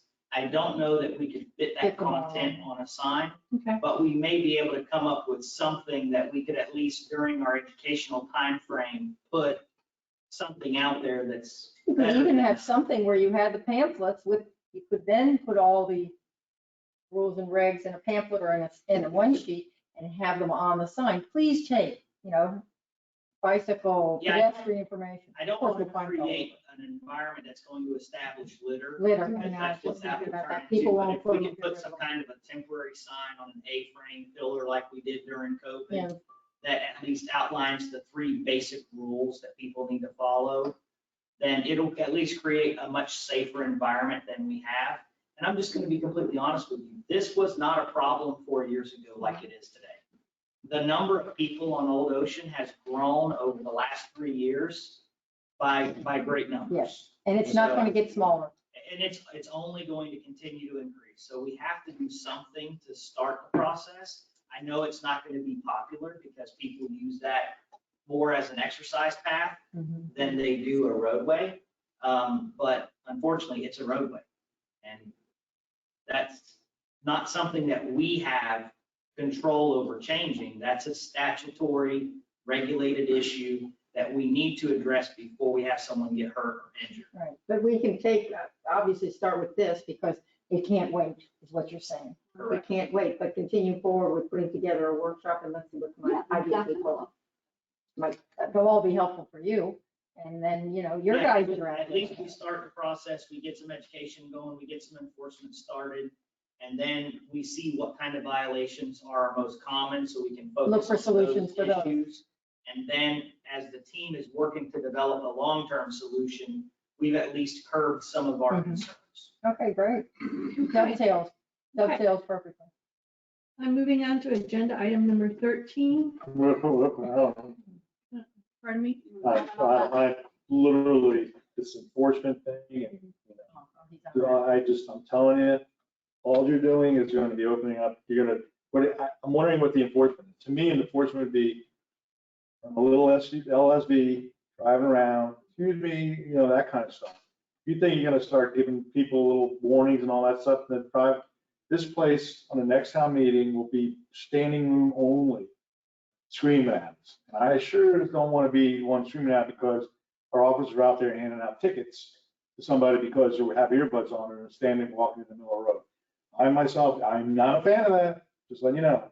Because it may be some informational thing, I get it. That's why it's sending out the flyers. Yeah, but the flyer, yeah, that's not the flyer. The flyer's gonna go, let's face it. And there also is a difference between during the season and out of season.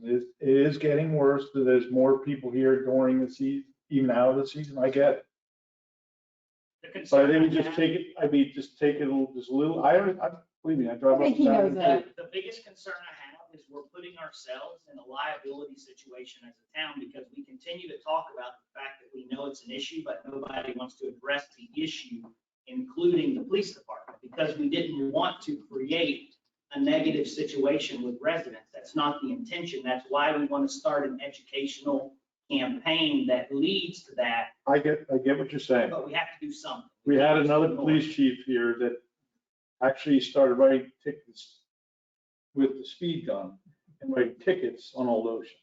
You know where that went, right? I mean, it was literally, again, people in here were literally livid. And my phone went off the hook, and yours is gonna ring off the hook, yours is gonna ring off the hook, and so is yours.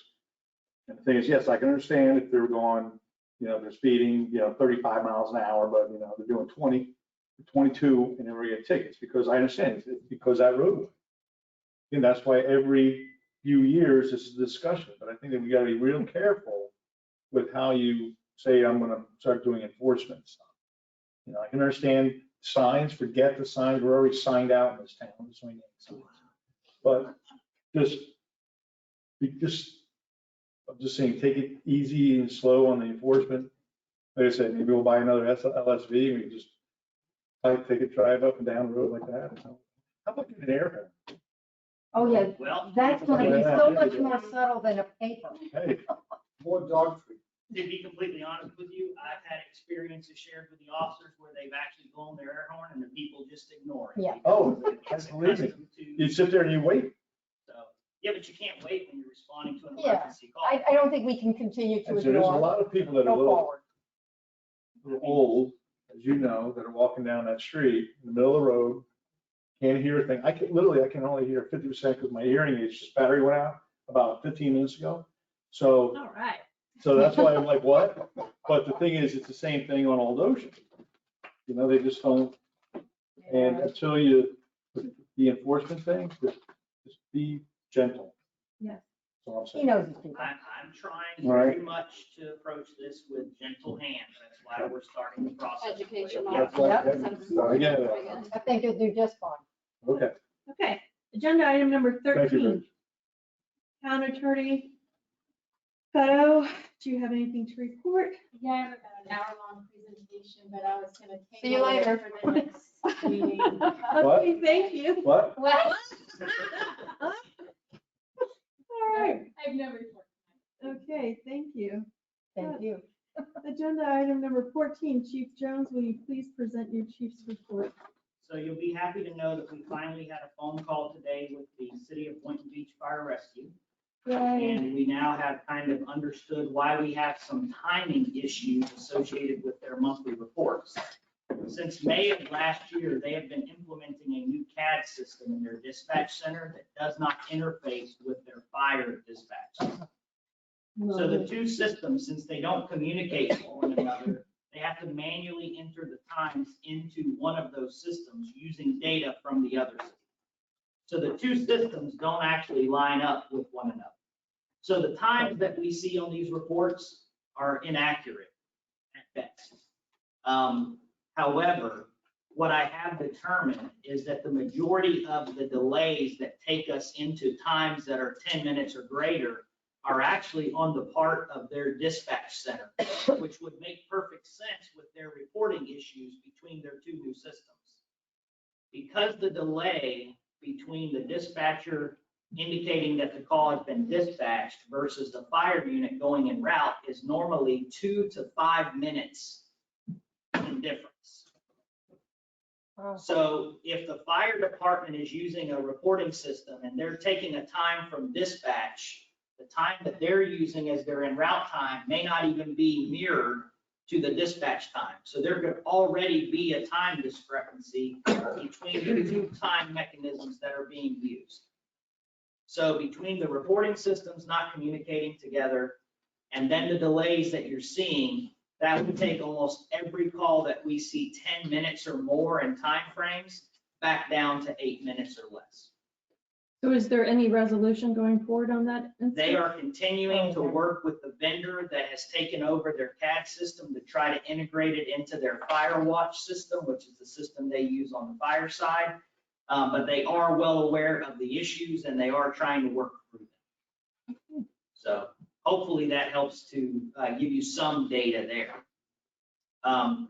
Additionally, my other contented reports are in your packet, but I will bring to your attention that this will be the last month that you see the report look this way, because now that we have developed the criminal enforcement team that works specific hours and doing specific tasks, those guys' numbers are going to be calculated separately in the report, so you'll see that outlined a little differently.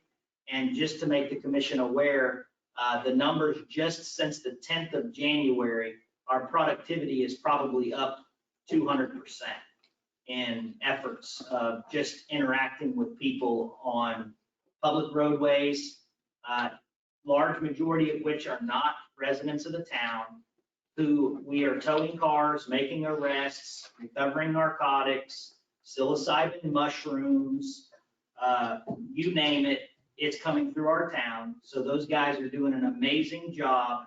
I think in the 20-day time frame that we evaluated, they did 158 traffic stops among 3 officers. Wow. So Most of those traffic stops, because that would be great information, like when we had the people up today at the public comment, I wish you would have brought that up, because, nobody waits to the end for this. So, I mean, especially with the, there's people driving through the town and this and that information alone, because nobody reads not nobody, I shouldn't say nobody. Your report's pretty detailed, so it's hard to get through it all. And I've also started doing meetings throughout the town. I've attended several of them so far with community groups so that we've shared a lot of this data with them. And I'm also going to be in Briney tomorrow morning at 9:30 sharing data with them as well, since we provide their police services along the same line. So if anybody has an interest and wants to attend that meeting, it's going to be in the auditorium. Please come out and listen to, again, the crime issues that we have, the resolutions and solutions that we're implementing. We're truly not the same police department we were a year ago, and we are continuing to professionalize and produce what police officers should produce, rather than just driving around town and doing it. Okay. And if anybody has any questions about the reports, I'll be happy to answer them. That's really all I have for you. Thank you very much. Okay, moving on to agenda item number 16. Official guide. God love you if you still got anything in you. Would you like to present your report? Thank you, Madam Mayor. I'd like to present the billing official report. Please accept the information as read into our packet, with one exception. Laurel, that my town manager refused our look over, is our upgrade in our CRS rating. We are now at a level 6, and we've now increased from a 15% savings on our insurance rate. Over 10 years, the town is looking at saving 1.6 million. Each resident over 10 years is looking at saving $1,300. Fantastic. So it's a program that is showing a lot of success. I was asked to investigate what it would take for us to move to a level 5, and actually we are moving in that direction. What it is going to take is for the town to declare certain areas conservation, and to actually look at how we could use open areas. And actually there's movement in town right now to get some of that. So it is possible in the future we also could be upgraded again to a level 5 at 25%. Thank you. Thank you so much. I'm an overachiever, so I always ask, what's it gonna take for us to get to the next level? That's right. Thank you, loyal public. And I would like to call adjournment to this meeting at 9:46 p.m. Thank you. No. Go ahead.